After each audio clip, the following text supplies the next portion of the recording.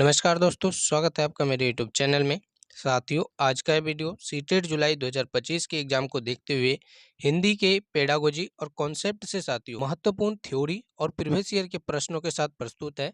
जो भी छात्र साथियों सीटेट जुलाई 2025 के एग्जाम देने वाले हैं, उनके लिए ये वीडियो बहुत ही ज़्यादा इंपॉर्टेंट रहने वाला है। चाहे साथियों आप लोगों ने लैंग्वेज 1 के रूप में हिंदी विषय को चुना है या फिर लैंग्वेज 2 के रूप में, सभी के लिए यह वीडियो बहुत ही ज़्यादा इंपॉर्टेंट रहने वाला है। तो हम लोग बिना समय गवाए चलेंगे आज की महत्वपूर्ण टॉपिक्स और साथियों प्रीवियस ईयर के प्रश्न की ओर। उससे पहले आपको बता दें, यदि आप मेरे यूट्यूब चैनल पर नए हैं तो चैनल को सब्सक्राइब जरूर कर दीजिए, ताकि सीटेट जुलाई 2025 की कंप्लीट तैयारी साथियों बेहतरीन तरीके से आपके इस चैनल पे हो सके। और साथियों वीडियो को आप लोगों ने लाइक नहीं किया तो वीडियो को लाइक कर इसे अपने दोस्तों तक, अपने मित्रगणों तक, जो भी साथियों आपके रिलेशनशिप में है उन तक वीडियो को शेयर जरूर कीजिएगा, ताकि वे भी बेहतरीन अंकों के साथ अपने एग्जाम को क्वालिफाई कर सकें। तो साथियों चलते हैं आज के महत्वपूर्ण टॉपिक्स की ओर। आज के इस वीडियो में हम लोग महत्वपूर्ण टॉपिकों की शुरुआत करने वाले हैं, जिसमें रहेगा आपका पहला नंबर टॉपिक भाषा अर्थात लैंग्वेज से, और भाषा अर्जन, फिर भाषा अधिगम साथियों, भाषा अर्जन की क्या वजह होती है, मातृभाषा। इन साथियों 4 टॉपिक्स को देखेंगे, 4 अध्याय को हम लोग देखेंगे साथियों। उसके अलावा साथियों अगले पार्ट में हम लोग आगे के पॉइंट्स को देखेंगे। तो आप लोग चैनल को सब्सक्राइब करके अवश्य जुड़ जाइए, ताकि सारा कुछ साथियों यहाँ से आपका कंप्लीट हो सके। तो चलिए देख लेते हैं। आज का आपका पहला नंबर टॉपिक रहने वाला है साथियों लैंग्वेज से अर्थात भाषा क्या होती है। चलिए इसे पहले समझ लेते हैं। तो पहला नंबर पॉइंट में दिया गया साथियों, भाषा हमारे विचारों को व्यक्त करने का तथा एक दूसरे के विचारों को समझने का एक साधन है। भाषा क्या है साथियों? एक साधन है। कैसा साधन है? तो जिसके माध्यम से हम लोग अपने विचारों को, अपने भावनाओं को साथियों एक दूसरे के सामने प्रकट करते हैं। तो इस प्रकार से भाषा क्या है? एक प्रकार की साधन है। भाषा कुछ भी हो सकता है साथियों। भाषा के कितने प्रकार होते हैं आगे उस पॉइंट को भी देखेंगे, लेकिन सर्वप्रथम आप एक बात समझिए कि भाषा एक प्रकार का क्या है? साधन है। यदि आपके एग्जाम में पूछा जाता है कि भाषा क्या है, तो साथियों आपको एक साधन के रूप में इसे उत्तर देना है, क्योंकि एक साधन ही तो है साथियों जिसके माध्यम से हम लोग क्या करते हैं? अपने भावनाओं, अपने विचारों को अभिव्यक्त करते हैं दूसरों के सक्षम। ठीक है, और भाषा के ही माध्यम से साथियों हम लोग दूसरे के विचारों को समझते हैं। तो आशा करते हैं साथियों ये पॉइंट आपको समझ में आया होगा। चलिए उसके अगले नंबर पॉइंट को देख लीजिए। अगले नंबर पॉइंट में दिया गया है, केवल संप्रेषण का माध्यम ही नहीं, इसके अन्य कुछ प्रकार्य भी है। जैसे साथियों क्या क्या इसके कार्य है उन्हें भी आप लोग अच्छे से समझ लीजिए। केवल भाषा एक प्रकार का संप्रेषण अर्थात एक दूसरे से कम्युनिकेट करने का माध्यम ही नहीं, साधन ही नहीं, उसके अलावा भी भाषा की बहुत सारी खासियत है। तो पहले नंबर पे दिया गया है, भाषा विचारों के आदान प्रदान के साधन के रूप में इस्तेमाल किया जाता है। ठीक है साथियों, तो यह बात आपको समझ में आ गई होगी। अगला नंबर है, भाषा सामाजिक जीवन के सार्थक करने के रूप में उपयोग की जाती है। साथियों भाषा जो है सामाजिक जीवन को सार्थक करने के रूप में उपयोग की जाती है, तो इसे भी आप लोग जरूर समझिएगा। उसके बाद है तीसरा नंबर में, भाषा ज्ञान प्राप्ति के साधन के रूप में इस्तेमाल की जाती है, उपयोग की जाती है। साथियों आप भाषा के द्वारा ही ज्ञान प्राप्त कर सकते हैं, तभी जाके साथियों आप दूसरे की भावनाओं विचारों को समझ सकते हैं। तो ज्ञान प्राप्ति में ही इसका महत्वपूर्ण योगदान रहता है। चौथे नंबर पे दिया गया है, भाषा साहित्य, कला, संस्कृति और सभ्यता को विकसित करने में सहायता होती है। ठीक है साथियों, भाषा क्या होती है? साहित्य को विकसित करने में सहायक होती है, कला को, संस्कृति को और सभ्यता को साथियों विकसित करने में अहम भूमिका निभाती है। उसके बाद पांचवा नंबर पे दिया गया है, लिपि भाषा का एक लिखित रूप है। लिपि क्या होती है साथियों? तो यह भाषा का एक लिखित रूप होता है। इस सारे पॉइंट्स को आप लोग अच्छे से जरूर समझ जाइएगा, कोई भी पॉइंट आपके एग्जाम में ना छूटे साथियों। इसलिए आप लोग इस सारा पीडीएफ भी प्राप्ति के लिए हमारे टेलीग्राम चैनल से और व्हाट्सएप चैनल से जरूर जुड़ जाइए, जिसका लिंक की डिस्क्रिप्शन में दिया गया है, जहाँ पे साथियों सारा कुछ आपको बिल्कुल फ्री में दिया जाता है। उसके बाद साथियों अगले नंबर पॉइंट्स में दिया गया है कि भाषा और लिपि के बीच कोई निश्चित संबंध नहीं होता है। भाषा और लिपि के बीच कोई निश्चित संबंध नहीं होता है। कोई भी भाषा किसी भी लिपि में लिखी जा सकती है। कोई भी भाषा साथियों किसी भी लिपि में लिखी जा सकती है। आप लोग को इस बात की भी अच्छे से जानकारी हो जानी चाहिए। उसके बाद अगला नंबर दिया गया है, भाषा के भेद या रूप। तो साथियों भाषा के कितने भेद या कितने रूप होते हैं, इन्हें अच्छे से आप लोग जरूर समझिए। दिया गया है पहला नंबर में कि भाषा लिखित रूप में व्यक्त की जाती है। किस प्रकार से साथियों? तो एक जो प्रकार है वो है लिखित। दूसरा है साथियों मौखिक, अर्थात साथियों अभिव्यक्त करना, किसी के सामने साथियों मौखिक रूप से उन्हें समझाना या फिर साथियों अपने भावनाओं को व्यक्त करना। दूसरे नंबर पे क्या हो गया आपका? मौखिक। और तीसरा जो प्रकार है भाषा का साथियों वो सांकेतिक, अर्थात संकेत के माध्यम से आप अपने विचारों को, अपने भावनाओं को साथियों व्यक्त कर सकते हैं। तो इस प्रकार से भाषा के 3 रूप प्रमुख रूप से होते हैं। कौन कौन से साथियों, लिखित रूप, उसके बाद मौखिक रूप और साथियों अंतिम नंबर में सांकेतिक रूप। तीनों ही प्रकार साथियों इंपॉर्टेंट है, इसे आप लोग अच्छे से जरूर समझिएगा। चलिए उसके बाद अगले नंबर पॉइंट्स को देख लेते हैं। उसके बाद साथियों यहाँ पे नोट के रूप में इंपॉर्टेंट तथ्य को आपके सक्षम दिया गया है, इसे भी जानना आपके लिए बहुत ही ज़्यादा महत्वपूर्ण है। तो दिया गया है लिखित भाषा मौखिक भाषा की तुलना में अधिक अस्थायी होती है। जो लिखित भाषा होती है साथियों मौखिक भाषा की तुलना में अधिक अस्थायी होती है, अर्थात कोई भी चीज़ अगर लिख के समझाई जाती है तो वह अस्थायी रूप से होती है। वही साथियों बात करें मौखिक भाषा की तो वह लिखित भाषा की अपेक्षा कम अस्थायी होती है। तो आपको याद रखना है साथियों कि लिखित भाषा अधिक अस्थायी होती है अपेक्षा किससे, तो मौखिक भाषा की। उसके बाद साथियों अगला नंबर पॉइंट में दिया गया है, इंपॉर्टेंट पॉइंट है भाषा अर्जन। इस पॉइंट से साथियों आपके एग्जाम में प्रत्येक बार प्रश्न पूछे ही जाते हैं, इसलिए आपको इस पॉइंट को भी जानना काफी महत्वपूर्ण है, क्योंकि इस बार भी साथियों आपके एग्जाम में सीटेट जुलाई 2025 के एग्जाम में इस पॉइंट से प्रश्न बनेंगे ही। तो इसे आप लोग अच्छे से समझ लीजिए। और साथियों इस पॉइंट को अच्छे से समझे उससे पहले आपको बता दें, यदि आप साथियों सीटेट जुलाई 2025 की कंप्लीट तैयारी करना चाहते हैं साथियों, चाहे आप पेपर 1 के स्टूडेंट हो या पेपर 2 के, लैंग्वेज कोई भी हो साथियों, आपके सभी कुछ की साथियों बेहतरीन तैयारी के लिए आप दिए गए नंबर पे कनेक्ट अवश्य कर लीजिए। काफ़ी कम फी, केवल 99 रुपये में साथियों आपको सभी विषयों के प्रीवियस ईयर के क्वेश्चन, इसी प्रकार से टॉपिक बाय थ्योरी साथियों और सेलेक्टेड क्वेश्चनों के साथ साथ प्रैक्टिस के भी क्वेश्चन आपको दिए जाएंगे। तो साथियों काफ़ी कम फी में केवल 99 रुपये में इन सारे पीडीएफ्स को लेने के लिए दिए गए नंबर पे आप कनेक्ट अवश्य कर लीजिए, ताकि बेहतरीन अंकों के साथ अपने एग्जाम को आप क्वालिफाई कर सके। तो चलिए अगले नंबर पॉइंट्स को देख लें। आगे के पॉइंट्स में दिया गया है भाषा अर्जन अर्थात लैंग्वेज एक्विजिशन। ठीक है साथियों, चलिए इसे अच्छे से समझ लीजिए। तो दिया गया है परिभाषा के रूप में मनुष्य में जन्मजात क्षमता होती है। मोस्ट इंपोर्टेंट है साथियों, भाषा अर्जन की मनुष्य में क्या होती है, जन्मजात क्षमता होती है। यह भी आपके एग्जाम में सीधे तौर पर पूछ ली जाती है। वहीं साथियों आगे दिया गया है भाषा को अर्जित करने की जिसकी प्रयोग करके मनुष्य वार्तालाप करना और भाषा का सहज रूप से प्रयोग करना सीख जाता है बिना किसी विशेष प्रयास के, उसे ही हम लोग भाषा अर्जन करते हैं। चलिए साथियों इसे आप अपने तरीके से समझ लीजिए। भाषा अर्जन क्या होती है, भाषा अर्जन साथियों एक जो होती है स्वाभाविक प्रक्रिया है जो हम लोग जन्मजात अर्जित करते हैं। कैसे अर्जित करते हैं साथियों, जन्मजात अर्जित करते हैं, जिससे साथियों जानकारी के लिए हमें किसी भी प्रकार की साथियों शिक्षा की आवश्यकता नहीं होती है। भाषा अर्जन साथियों इसकी प्रक्रिया जो है हम लोग में जन्मजात होती है और हम लोग अपने परिवार और आस पड़ोस से भाषा अर्जन को सीखते हैं, ना कि साथियों इसे सीखने के लिए किसी भी प्रकार की शिक्षा या फिर किसी भी प्रकार के प्रयास की जरूरत होती है। एक ऐसी क्षमता होती है साथियों, जन्मजात क्षमता होती है, जिसे हम लोग किस प्रकार से सीखते हैं, तो सामाजिक अंतक्रिया के द्वारा सीखते हैं। चलिए इससे संबंधित आगे के पॉइंट्स को देख लें। आगे के पॉइंट्स में दिया गया साथियों स्वाभाविक प्रक्रिया, भाषा अर्जन क्या है, एक स्वाभाविक प्रक्रिया। अर्जन और साथियों अधिगम से संबंधित आपके एग्जाम में प्रश्न रहेंगे, इसलिए इस पॉइंट को आप लोग अच्छे से समझ लीजिए। कोई भी डाउट्स रहता है तो कमेंट करके जरूर बताइएगा साथियों। और साथियों वीडियो पसंद आ रही है तो वीडियो को भी लाइक जरूर कीजिएगा। तो दिया गया है भाषा अर्जन एक स्वाभाविक प्रक्रिया है साथियों, जिसकी क्षमता साथियों हम लोगों में जन्मजात होती है। अगले नंबर पे दिया गया है वातावरण का प्रभाव। भाषा अर्जन में साथियों वातावरण का सबसे अधिक प्रभाव पड़ता है। हम लोग जिस वातावरण से बिलोंग करेंगे साथियों, जिस वातावरण में रहेंगे, हम लोग में उसी भाषा का विकास होगा। चाहे वहाँ की कुछ भी भाषा हो साथियों, हम लोग साथियों उस वातावरण में रहेंगे तो वही की भाषा का प्रयोग करेंगे और भाषा अर्जन के माध्यम से वह भाषा हमें समाहित हो जाएगी। उसके बाद अगला नंबर है साथियों भाषा अर्जन क्या होती है, तो एक सहज प्रक्रिया है साथियों, जिसे सीखने के लिए हमें किसी भी प्रकार की शिक्षा या किसी भी प्रकार के प्रयास की आवश्यकता नहीं होती है। ठीक है साथियों, इसलिए एक प्रकार की सहज प्रक्रिया है। अगला नंबर है कि अचेतन या अवचेतन प्रक्रिया है।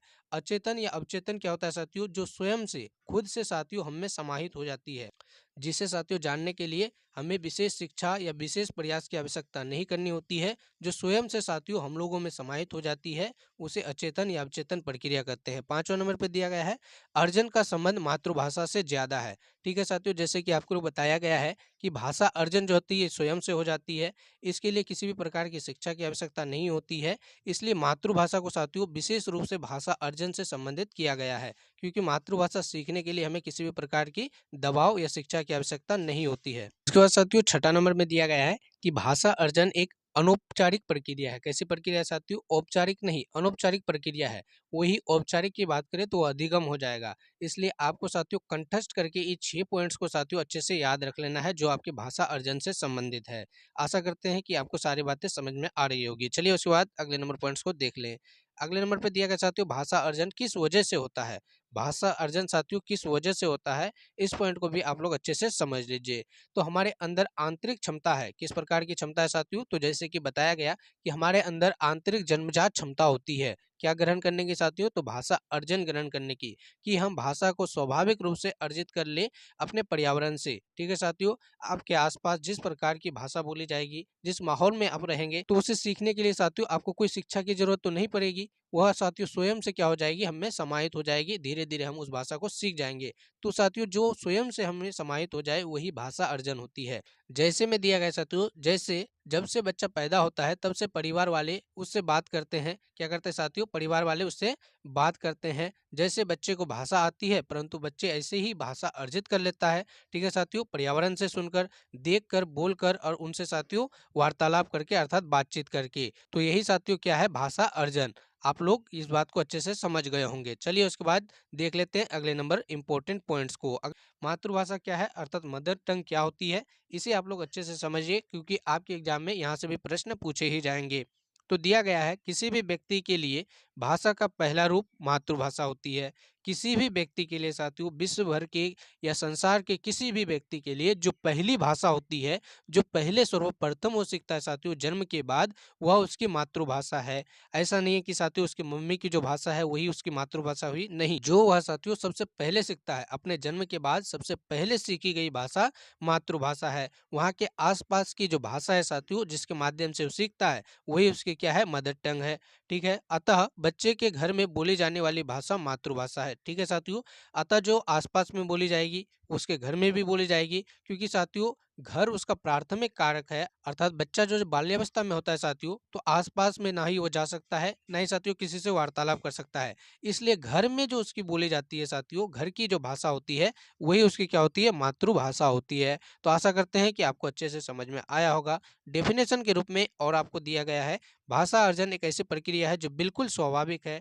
तो ठीक है साथियों, मातृभाषा भी क्या है, तो एक स्वाभाविक प्रक्रिया है। यह भाषा अर्जन के अंतर्गत आता है, ना कि भाषा अधिगम की, क्योंकि साथियों मातृभाषा जो होती है स्वयं से हम में समाहित हो जाती है। कैसे साथियों, तो अपने आसपास के लोगों, अपने परिवार के लोगों, अपने माता पिता से वार्तालाप करके, उनकी बातों को सुनकर, समझकर और उनसे बातें करके। ठीक है साथियों, तो आगे दिया गया है, सामान्यतः बच्चा मातृभाषा का अर्जन परिवार से ही कर लेता है। ठीक है साथियों, परिवार से ही, जब छोटी अवस्था में रहता है बालक, तभी से साथियों वह अपनी भाषा, अपने घर की भाषा को बोलने लगता है, क्योंकि उसी माहौल में रहता है और उनसे ही साथियों आपस में वार्तालाप करते हैं। तो स्कूल आने से पहले ही वे अपनी मातृभाषा में अपनी बात कहने और समझने में सक्षम हो जाते हैं। तो जैसे कि साथियों मातृभाषा वो बचपन में ही सीख लेते हैं, तो स्कूल आने से पहले ही वे अपनी बातों को कहने और साथियों समझने में सक्षम हो जाते हैं। किस भाषा में, तो मातृभाषा में, जो उसकी घर की भाषा होती है।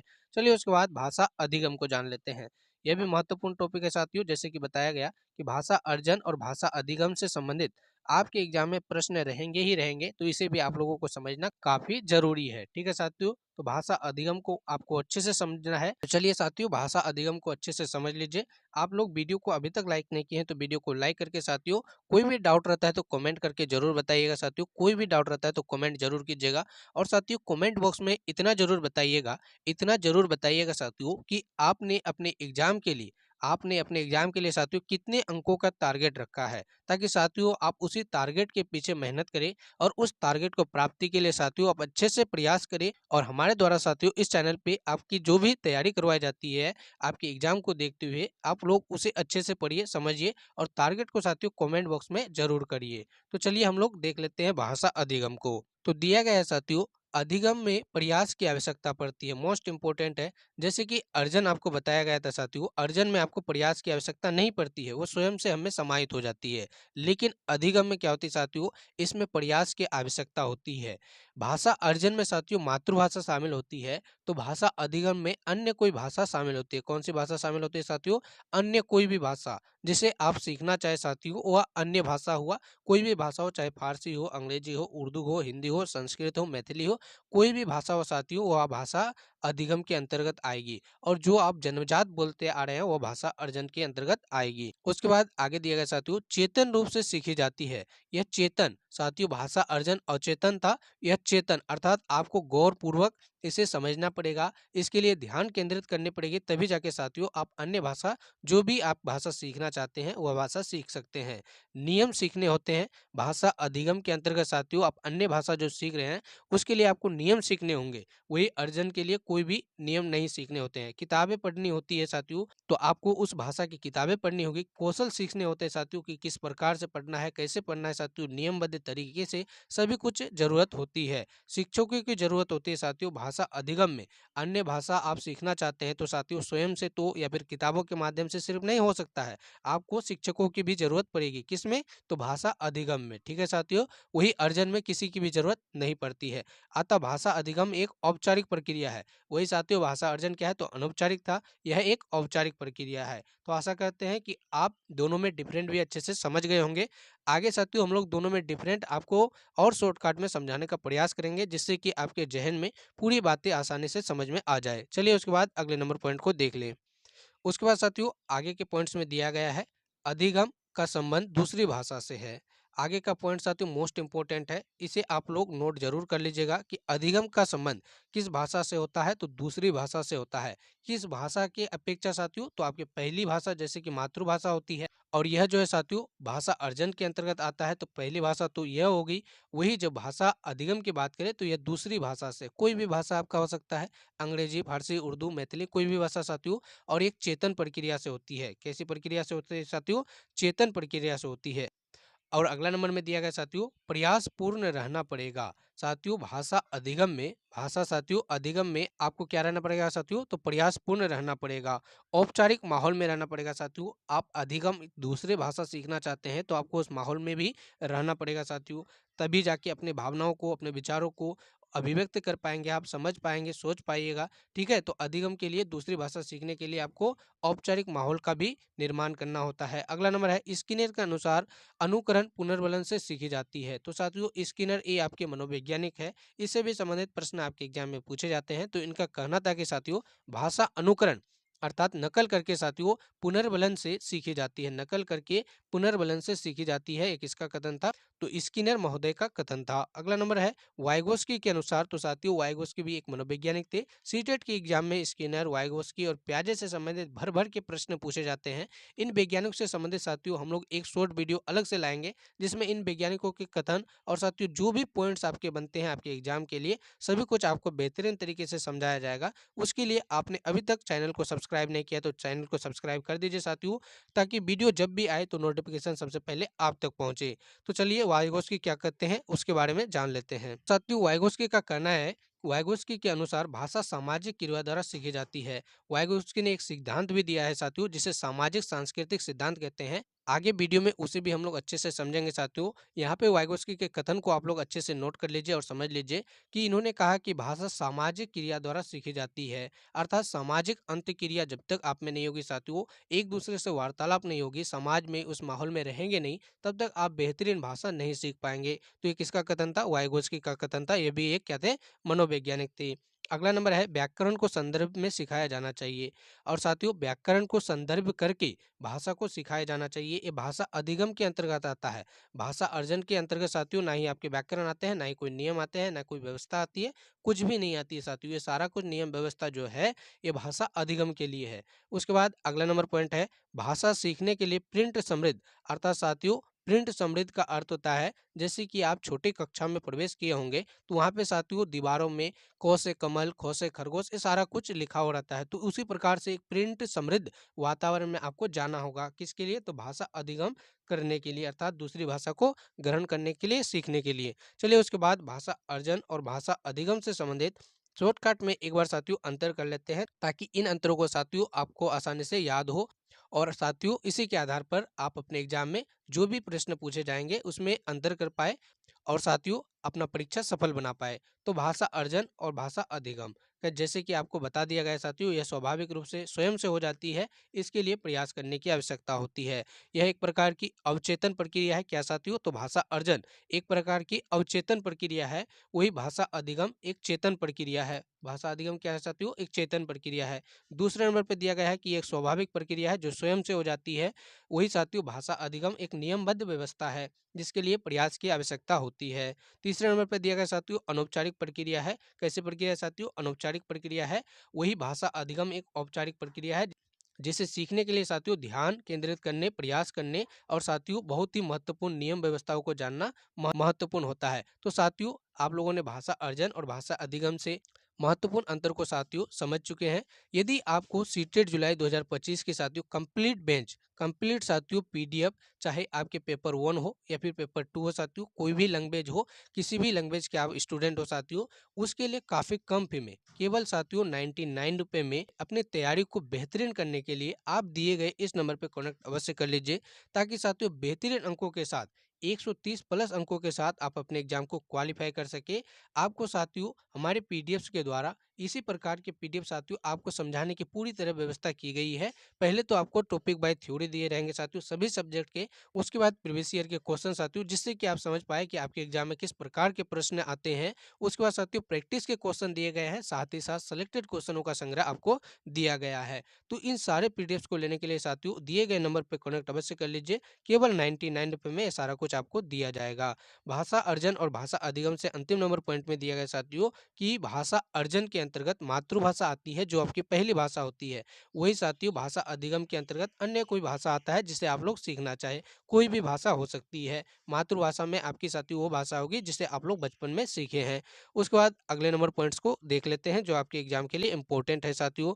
तो भाषा अर्जन और भाषा अधिगम का मुख्य अंतर और एक बार अच्छे से समझ लीजिए कि किस प्रकार से भाषा अर्जन होता है और किस प्रकार से अधिगम होता है। तो दिया गया है साथियों कि भाषा अर्जन जो ये होती है इसे वातावरण से सीखी जाती है। मातृभाषा हमेशा अर्जित की जाती है, अर्थात यह भाषा अर्जन के अंतर्गत आता है। और एक बच्चा जो है साथियों, बच्चा एक से अधिक भाषा भी अर्जित कर सकता है वातावरण से, यह भी आपके भाषा अर्जन के अंतर्गत ही आएगी। उसके बाद साथियों लक्ष्य भाषा एक होता है कि टारगेट भाषा, जिसे आप लोग सीखना चाहते हैं, जिसे साथियों टारगेट रख के उस भाषा का ज्ञान होना है। तो टारगेट भाषा भी आपकी मातृभाषा नहीं हो सकती है, क्योंकि मातृभाषा तो साथियों आप बचपन में ही सीखते हैं। बचपन में साथियों अनौपचारिक रूप से, स्वाभाविक रूप से जो आप में समाहित हो जाती है, वह तो साथियों आपका टारगेट भाषा हो ही नहीं सकता, क्योंकि वह आप में पहले से ही समाहित हो चुकी है। टारगेट भाषा कोई दूसरी भाषा या स्कूली भाषा हो सकती है। यदि आप साथियों इंग्लिश भाषा सीखना चाहते हैं तो वह साथियों आपका टारगेट भाषा के अंतर्गत आएगा। कोई फारसी सीखना चाहे, कोई चाइनीज सीखना चाहे, तो वह साथियों आपका टारगेट भाषा के अंतर्गत आएगा। उसके बाद दिया गया साथियों मातृभाषा। मातृभाषा अर्थात मदर टंग भाषा का पहला रूप होता है, जैसे कि आगे भी बताया गया साथियों, हमेशा अर्जित की जाती है। तो साथियों यहाँ तक के सारे पॉइंट्स आपको समझ में आया होगा। यदि आया होगा तो साथियों वीडियो को लाइक करके कमेंट में जरूर बताइएगा और इसे अपने दोस्तों तक भी शेयर जरूर कीजिएगा। चलिए इससे संबंधित प्रीवियस ईयर के जो आपके प्रश्न पूछे गए हैं उन्हें देख लेते हैं। क्या है साथियों प्रश्न, इसे भी आप लोग अच्छे से समझिएगा। देख लीजिए यहाँ पे प्रीवियस ईयर का प्रश्न है और मोस्ट इंपोर्टेंट है। क्या है साथियों, चलिए देख लेते हैं। तो प्रीवियस ईयर के इस प्रश्न में पूछा गया है, बच्चे अपनी मातृभाषा का प्रयोग करते हुए हिंदी भाषा की कक्षा में अपनी बात को कहता है। हिंदी भाषा की कक्षा में साथियों अपनी बात को कहता है, यह बात कैसी है साथियों, डेज दे के पूछा गया है कि यह बात कैसी है। तो ऑप्शन है, ऑप्शन नंबर ए में स्वाभाविक है, ऑप्शन नंबर बी में साथियों विचारणीय है, ऑप्शन नंबर सी में निंदनीय है और ऑप्शन नंबर डी में दिया साथियों अनुचित है। साथियों कोई बच्चा है अपनी मातृभाषा का प्रयोग करते हुए हिंदी भाषा की कक्षा में अपनी बात को कहता है, तो ये बात साथियों स्वाभाविक है। ये बात क्या है साथियों, स्वाभाविक है। आपका ऑप्शन नंबर ए इस प्रश्न का बिल्कुल सही उत्तर हो जाएगा। यदि साथियों आंसर आपको पहले से पता था तो कमेंट जरूर कीजिएगा। और साथियों मिलेंगे हम लोग इसी तरह के टॉपिक वाइज थ्योरी के साथ। हिंदी के कंप्लीट बेंच जब तक नहीं करेंगे साथियों, दूसरे सब्जेक्ट को नहीं देखेंगे। इससे पहले साथियों पेपर 1 के जो भी स्टूडेंट है, हमने इससे पहले ईवीएस के कंप्लीट साथियों टॉपिक वाइज थ्योरी को कंप्लीट किए हैं और प्रीवियस ईयर के क्वेश्चंस को, जो भी पेपर 1 के स्टूडेंट है वह साथियों उन वीडियोस को जरूर देख लीजिए, ताकि साथियों टॉपिक वाइज थ्योरी आपका कंप्लीट हो सके और प्रीवियस ईयर के क्वेश्चन आप अच्छे से देख ले, ताकि आप अनुमान लगा पाए साथियों कि आपके एग्जाम में किस प्रकार के प्रश्न पूछे जाते हैं। प्लेलिस्ट बना हुआ है उसका, और साथियों कमेंट बॉक्स में और डिस्क्रिप्शन में उन वीडियोस का लिंक भी हम प्रोवाइड करा देंगे। आप साथियों चाहे तो वहां से भी देख सकते हैं। तो हम लोग मिलेंगे इसी तरह के टॉपिक वाइज थ्योरी और साथियों प्रीवियस ईयर के प्रश्नों के साथ अगले वीडियो में। तब तक के लिए साथियों आपका बहुत बहुत धन्यवाद। यदि आप चाहते हैं कि सीटेट जुलाई 2025 की आप कंप्लीट तैयारी करें साथियों, चाहे पेपर 1 की हो या पेपर 2 की हो, ओनली साथियों 99 रुपये में, जिसमें आपके पेपर 1 के 9 पीडीएफ रहेंगे और पेपर 2 के भी साथियों 9 पीडीएफ रहेंगे, जिसमें क्या क्या विशेषताएं होगी साथियों। तो साथियों आपको ऑल सब्जेक्ट के टॉपिक वाइज थ्योरी दिए जाएंगे, ऑल सब्जेक्ट के प्रीवियस ईयर के क्वेश्चन और साथ ही साथ प्रैक्टिस के क्वेश्चन आपको दिए जाएंगे। तो उसके लिए साथियों केवल 99 रुपये आपको लगते हैं। दिए गए इस नंबर पे आप कनेक्ट करके अधिक जानकारी ले सकते हैं। सारा कुछ साथियों आपको प्रोवाइड करा दिया जाएगा। तो साथियों 99 रुपये में सारा कुछ लाभ आप उठा सकते हैं। दिए गए इस नंबर पे कनेक्ट अवश्य कर लीजिए। एनसीएफ भी कहता है कि बच्चे को प्राथमिक स्तर पर बच्चों की मातृभाषा का प्रयोग करने दे, ताकि बच्चा स्वाभाविक तथा सरल प्रक्रिया से सीखे। तो साथियों हम लोगों ने जैसे कि पहले वीडियो में देखा है कि बच्चों को जो है एनसीएफ कहता है कि उनकी मातृभाषा में ही शिक्षा दी जानी चाहिए, क्योंकि इससे बच्चों में जो है दबाव ना बढ़े और वो शिक्षा से धीरे धीरे दूर ना हो जाए। इसलिए आपका एनसीएफ भी कहता है कि बच्चों की प्राथमिक जो सीख मिलेगी उसके मातृभाषा में ही दी जाएगी। ठीक है साथियों, अर्थात प्राथमिक कक्षाओं में बच्चों को मातृभाषा में ही पढ़ाना और साथियों सिखाना उचित समझा गया है। उसके बाद अगला नंबर पॉइंट में दिया गया साथियों, बच्चों को स्वयं को अभिव्यक्त करने देंगे अपनी मातृभाषा में। ठीक है साथियों, मातृभाषा को सबसे ज़्यादा प्राथमिकता दी गई है। किसी भी दूसरी या बाहरी भाषा को सीखने के बजाय अपनी मातृभाषा में कंफर्टेबल होते हैं। उसके बाद अगला नंबर पॉइंट है, मातृभाषा प्रयोग करने की वजह से बच्चों की भाषा में क्षेत्रीय भाषा का प्रभाव हो सकता है, जैसे सड़क को सड़क बोलना। यह एक स्वाभाविक बात है। ठीक है साथियों आपको ये सारी बातें तभी समझ में आएगी जब आप इसके पहले पार्ट को देखेंगे। साथियों डिस्क्रिप्शन में और कमेंट बॉक्स में इसके पहले नंबर पार्ट का हम लोग लिंक दे देंगे, आप वहां से जरूर देख लीजिएगा, ताकि ये सारा कुछ आपको अच्छे से समझ में आए। जब तक आप पहले नंबर पार्ट को नहीं देखेंगे साथियों, सारा कुछ भी साथियों आपको अच्छे से समझ में नहीं आएगा। चलिए उसके बाद अगले नंबर पॉइंट को देख ले। उसके बाद अगले नंबर पॉइंट में कहा गया है, हम मातृभाषा और बहुभाषिकता को स्वीकार करते हैं कक्षा में। ठीक है साथियों, बहुभाषिकता को भी आपको बढ़ावा देना है और साथियों प्राथमिक स्तर पर सबसे ज़्यादा जो आपको प्रयोग करना है वो मातृभाषा का प्रयोग करके बच्चों को सिखाना है, बच्चों को उसमें ही सेटिस्फाई होती है। ठीक है साथियों, चलिए उसके बाद देख लेते हैं भाषा के विभिन्न रूपों को। क्या है भाषा के विभिन्न रूप, इसे भी अच्छे से समझ लीजिए। तो दिया गया है साथियों, मातृभाषा, भाषा का पहला रूप जो है मातृभाषा है। क्या है साथियों, मदर टंग अर्थात मातृभाषा। अगला है राष्ट्रभाषा अर्थात नेशनल लैंग्वेज। कोई नहीं है, जैसे कि साथियों आपको पता ही होगा, भारत की कोई भी जो है राष्ट्रीय भाषा नहीं है, भारत की कोई भी राष्ट्रभाषा नहीं है। अधिकांश जो स्टूडेंट है साथियों हिंदी को भारत की राष्ट्रभाषा मानते हैं, लेकिन ऐसा नहीं है, भारत की कोई भी राष्ट्रभाषा नहीं है। आप लोग इसे जरूर ध्यान में रखिएगा। संवैधानिक तौर पर हिंदी भारत की राष्ट्रभाषा नहीं है। कैसी भाषा है साथियों, राज्य भाषा है।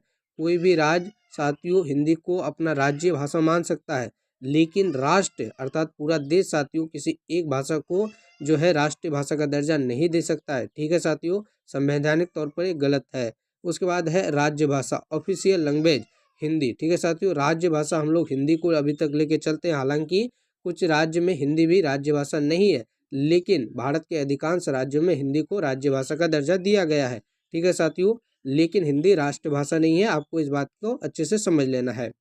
उसके बाद अगला नंबर पॉइंट है, अगले नंबर पॉइंट में आपको दिया गया साथियों, भारत 1963 के OLA ऑफिशियल लैंग्वेज एक्ट के तहत आर्टिकल 343A के तहत हिंदी भारत की राष्ट्रीय भाषा है। कैसी भाषा है साथियों, राजभाषा है, ना कि राष्ट्रीय भाषा। आप लोग अच्छे से याद रखेंगे। किस अनुच्छेद के तहत साथियों, तो 343 के ए 343 के ए के तहत साथियों हिंदी जो है भारत की कैसी भाषा है, राज्य भाषा है। आप लोग इस बात को अच्छे से जरूर याद रखिएगा। यहाँ से साथियों आपके एग्जाम में पॉइंट बनते हैं और साथियों परीक्षा में प्रश्न पूछे जाते हैं। उसके बाद अगला नंबर पॉइंट है, मानक भाषा शिक्षा और कार्यालय प्रयोग की भाषा है। एक मानक भाषा भी होती है साथियों जो शिक्षा और साथियों कार्यालय भाषा के प्रयोग में शामिल होती है। उसके बाद अगला नंबर पॉइंट में दिया गया है, भाषा सीखने के चरण मोस्ट इंपॉर्टेंट है साथियों। यहाँ से आपके एग्जाम में प्रश्न बनेंगे ही बनेंगे, प्रत्येक बार यहाँ से प्रश्न बनते ही हैं। ठीक है साथियों, और आपके एग्जाम के लिए काफ़ी ज़्यादा इम्पोर्टेंट है। चलिए इसे भी आप लोग अच्छे से समझ लीजिए और वीडियो में आगे बढ़े साथियों, उससे पहले यदि वीडियो को आपने अभी तक लाइक नहीं किया तो वीडियो को लाइक कीजिए, इसे अपने दोस्तों तक साथियों शेयर जरूर कीजिए। जो भी आपके मित्रगण सीटेट जुलाई 2025 के एग्जाम की तैयारी कर रहे हैं उन तक वीडियो को शेयर जरूर कीजिए और साथियों हमारे चैनल को सब्सक्राइब करके आप अवश्य जुड़ जाइए, ताकि यहाँ से आपकी तैयारी बेहतरीन हो सके। चलिए देख लेते हैं कि भाषा सीखने के कितने चरण होते हैं। तो साथियों भाषा सीखने का जो पहला चरण होता है वो है कूकना, जिसे हम लोग क्यूइंग के नाम से जानते हैं। किसे साथियों, क्यूइंग के नाम से जानते हैं। तो कूकना ये भाषा सीखने की सबसे पहले चरण होती है। किसी भी बालक, शिशु या साथियों कोई भी मनुष्य के लिए ये जो है पहला चरण है, जो साथियों जन्म के 6 सप्ताह तक शुरू हो जाती है। जन्म के साथियों कितने तक? 6 सप्ताह तक आपको याद रखना है। बच्चे क्या करते हैं? सर्वप्रथम तो कूकना कर स्टार्ट करते हैं, कूइंग स्टार्ट करते हैं। उसके बाद साथियों अगला नंबर पे है बबलाना, अर्थात साथियों बेबलिंग। बेबलिंग जो करते हैं ये 6 माह की अवस्था में साथियों बच्चे जो है, शिशु जो है साथियों क्या करना स्टार्ट कर देते हैं? बलबलाना स्टार्ट कर देते हैं साथियों। तो आपको अच्छे से याद रखना है। उसके बाद अगला जो स्टेप होता है साथियों, अगले चरण में क्या करते हैं बच्चे? एक शब्द बोलना शुरू कर देते हैं। जैसे कि साथियों आप अपने आसपास के बच्चों से सुनते होंगे कि साथियों एक शब्द वो लोग पापा या मामा ऐसे करके कोई शब्द भी बोल देते हैं। तो 1 साल की अवस्था में बच्चे इस चरण तक पहुंच जाते हैं।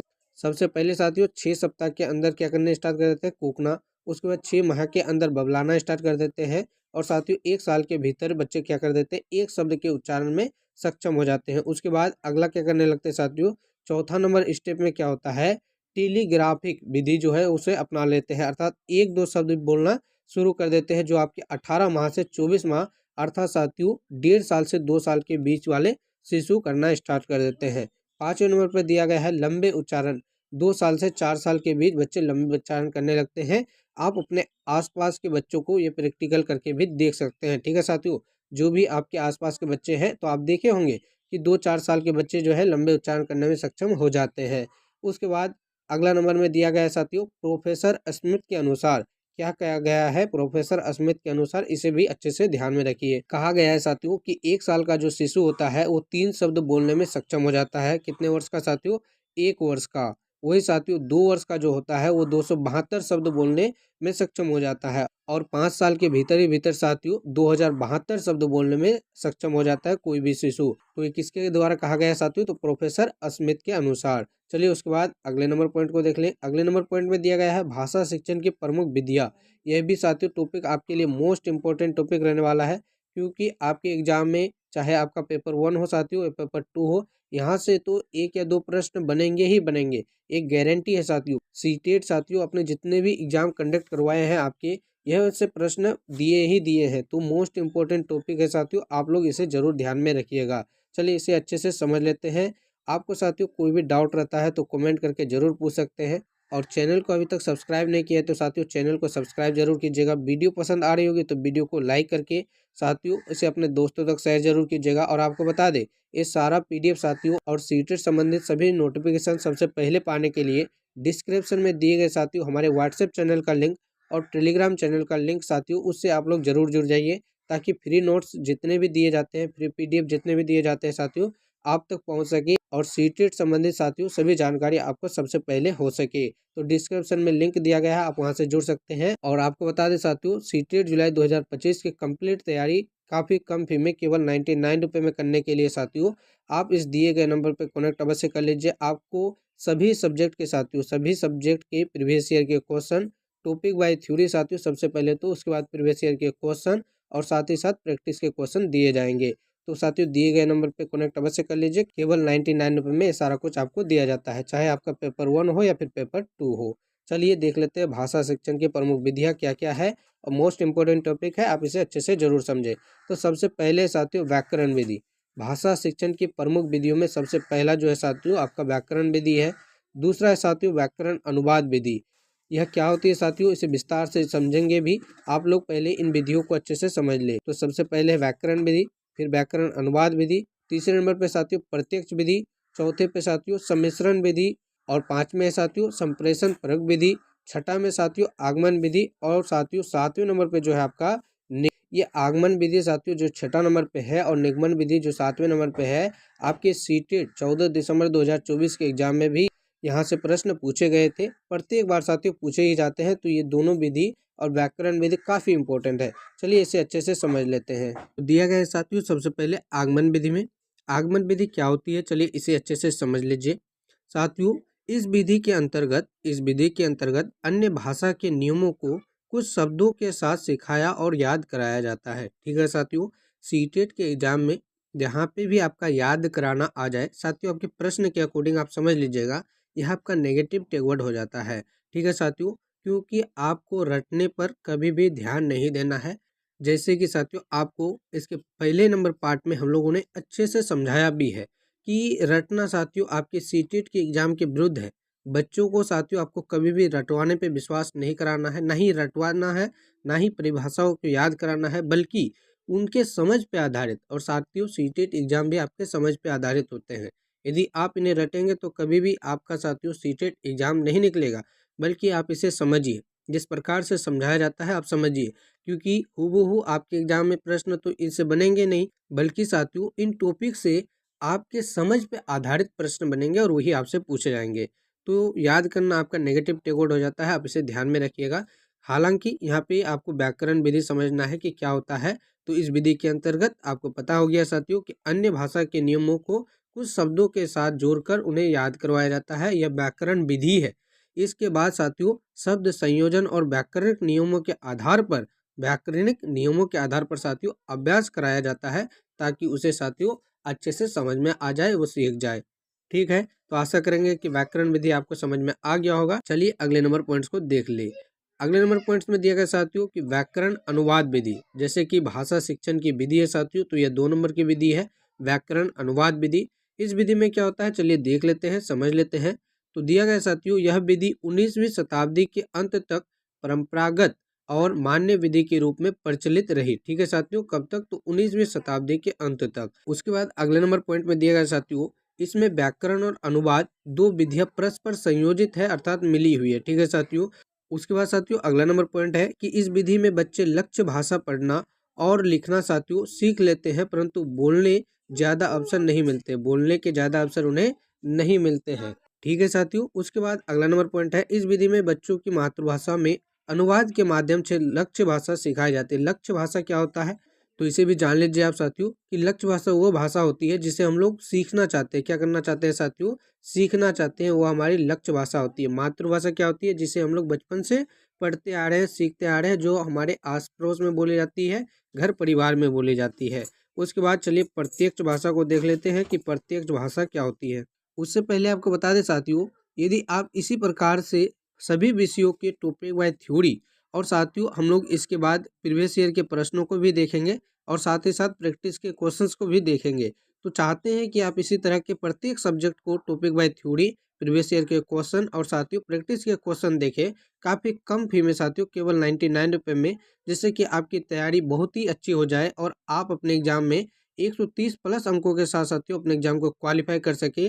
तो उसके लिए इस दिए गए नंबर पर साथियों आप कनेक्ट कर लीजिए, चाहे आपका पेपर 1 हो या पेपर 2 हो साथियों, केवल 99 रुपये में ये सारा कुछ आपको प्रोवाइड कराया जाता है। तो साथियों चलिए हम लोग देख लेते हैं प्रत्यक्ष विधि में क्या कहा गया आपको कि व्याकरण अनुवाद विधि की अनेक सीमाओं के कारण प्रत्यक्ष विधि का आविर्भाव हुआ। ठीक है साथियों, तो आपको पता चल गया होगा कि व्याकरण विधि की अनेक सीमाओं के बाद ये जो है प्रत्यक्ष विधि सामने आई है। इसमें क्या होता है साथियों, अगला नंबर पॉइंट में दिया गया है, इसे मौखिक वार्तालाप विधि भी कहा जाता है। इस साथियों प्रत्यक्ष विधि को अर्थात डायरेक्ट मेथड को साथियों क्या कहा जाता है? वार्तालाप विधि के नाम से भी जानते हैं। जैसे कि हम लोग एक दूसरे से वार्तालाप करते हैं, तो ये साथियों प्रत्यक्ष विधि हो गई, आमने सामने जो हम लोग एक दूसरे को बातें समझाते हैं या समझते हैं, यह क्या हो गई साथियों? वार्तालाप विधि भी हो गई। तो प्रत्यक्ष विधि और वार्तालाप विधि एक ही है। जैसे कि आप एक दूसरे से साथियों गप्पे कर रहे हैं, तो ये क्या है? वार्तालाप विधि है, प्रत्यक्ष विधि है। एक दूसरे के सामने होकर जो हम लोग वार्तालाप करते हैं वही प्रत्यक्ष विधि है। किसके बाद आई? तो व्याकरण अनुवाद के बाद आई। ठीक है साथियों। उसके बाद अगले नंबर पॉइंट में दिया गया है कि इस विधि में शिक्षार्थियों की मातृभाषा मध्य स्तरता के बिना अन्य भाषा सिखाई जाती है। ठीक है साथियों, मातृभाषा के सहयोग के बिना साथियों अन्य भाषा सिखाई जाती है। इस विधि में बच्चों की मातृभाषा का प्रयोग नहीं होता, जैसे कि कहा भी गया है साथियों कि इस विधि में, प्रत्यक्ष विधि में बच्चों की मातृभाषा का प्रयोग नहीं होता है। ठीक है साथियों, केवल लक्ष्य भाषा को आधार बनाया जाता है। किस विधि में? तो प्रत्यक्ष विधि में। ये सारी बातें आपको याद रखनी है। उसके बाद अगला नंबर पॉइंट है कि सम्मिश्रण विधि क्या होती है। चौथा नंबर में दिया गया साथियों सम्मिश्रण विधि क्या होती है। तो इस विधि के अंतर्गत भाषा शिक्षण की प्रक्रिया के व्यवहारिक पक्षों का सम्मिश्रण है। ठीक है साथियों, इस सम्मिश्रण विधि में शिक्षण भाषा शिक्षण के विभिन्न उद्देश्यों के अनुरूप और शिक्षण प्रक्रिया के विभिन्न चरणों पर किसी भी विधि का चयन कर सकते हैं। ठीक है साथियों, सम्मिश्रण में किसी भी विधि का प्रयोग किया जा सकता है। आशा करेंगे कि यह पॉइंट भी आपको समझ में आया होगा। उसके बाद दिया गया साथियों संप्रेषण परक विधि। ठीक है, संप्रेषण परक विधि क्या होता है? तो प्रत्यक्ष विधि की प्रक्रिया को और शुद्ध बनाते हुए संप्रेषक विधि का विकास हुआ। ठीक है साथियों, प्रत्यक्ष विधि के साथियों शुद्ध प्रयोग हेतु संप्रेषण परक विधि का क्या हुआ, विकास हुआ है साथियों, डेवलप हुआ है। ठीक है। उसके बाद इसमें दिया गया है कि भाषा प्रयोग सीखने में ही भाषा की संरचना सीखी जाती है। साथियों यह स्वाभाविक रूप से भाषा के प्रयोग पर बल देती है। संप्रेषण के माध्यम से भाषा सीखी जाती है। ठीक है साथियों, जब तक आपका संप्रेषण नहीं होगा एक दूसरे से तो आप किसी अन्य भाषा को भी सीख नहीं पाएंगे। तो उसके बाद आज का 6ठा नंबर विधि दिया गया है आगमन विधि। अर्थात साथियों इस विधि में कहा गया है कि इस विधि में सबसे पहले उदाहरण सिखाई जाती है, फिर उदाहरण से नियम की ओर ले जाया जाता है। जैसे कि साथियों यदि आप संज्ञा हिंदी के स्टूडेंट रहे होंगे तो आप संज्ञा यदि सीखना चाहते हैं तो आपको सबसे पहले संज्ञा के उदाहरण दिए जाएंगे। जैसे कि साथियों कोई भी दुनिया की वस्तु सभी को संख्या है, किसी चीज का भी नाम हो तो वो संख्या है। किसी भी वस्तु का आप नाम ले सकते हैं, चाहे आप मोबाइल का ले ले, लैपटॉप का ले ले, कॉफी ले ले, कलम ले ले, तो वो संख्या है साथियों। तो सबसे पहले आप उदाहरण देंगे, फिर आप उसकी परिभाषा देंगे, तो यह है आपका आगमन विधि। यह विधि काफ़ी इंपॉर्टेंट है क्योंकि आपके एग्जाम में यहाँ से प्रश्न आएंगे ही आएंगे। तो सबसे पहले क्या होता है साथियों, पहले उदाहरण सिखाई जाती है, फिर उसके बाद नियम बताए जाते हैं।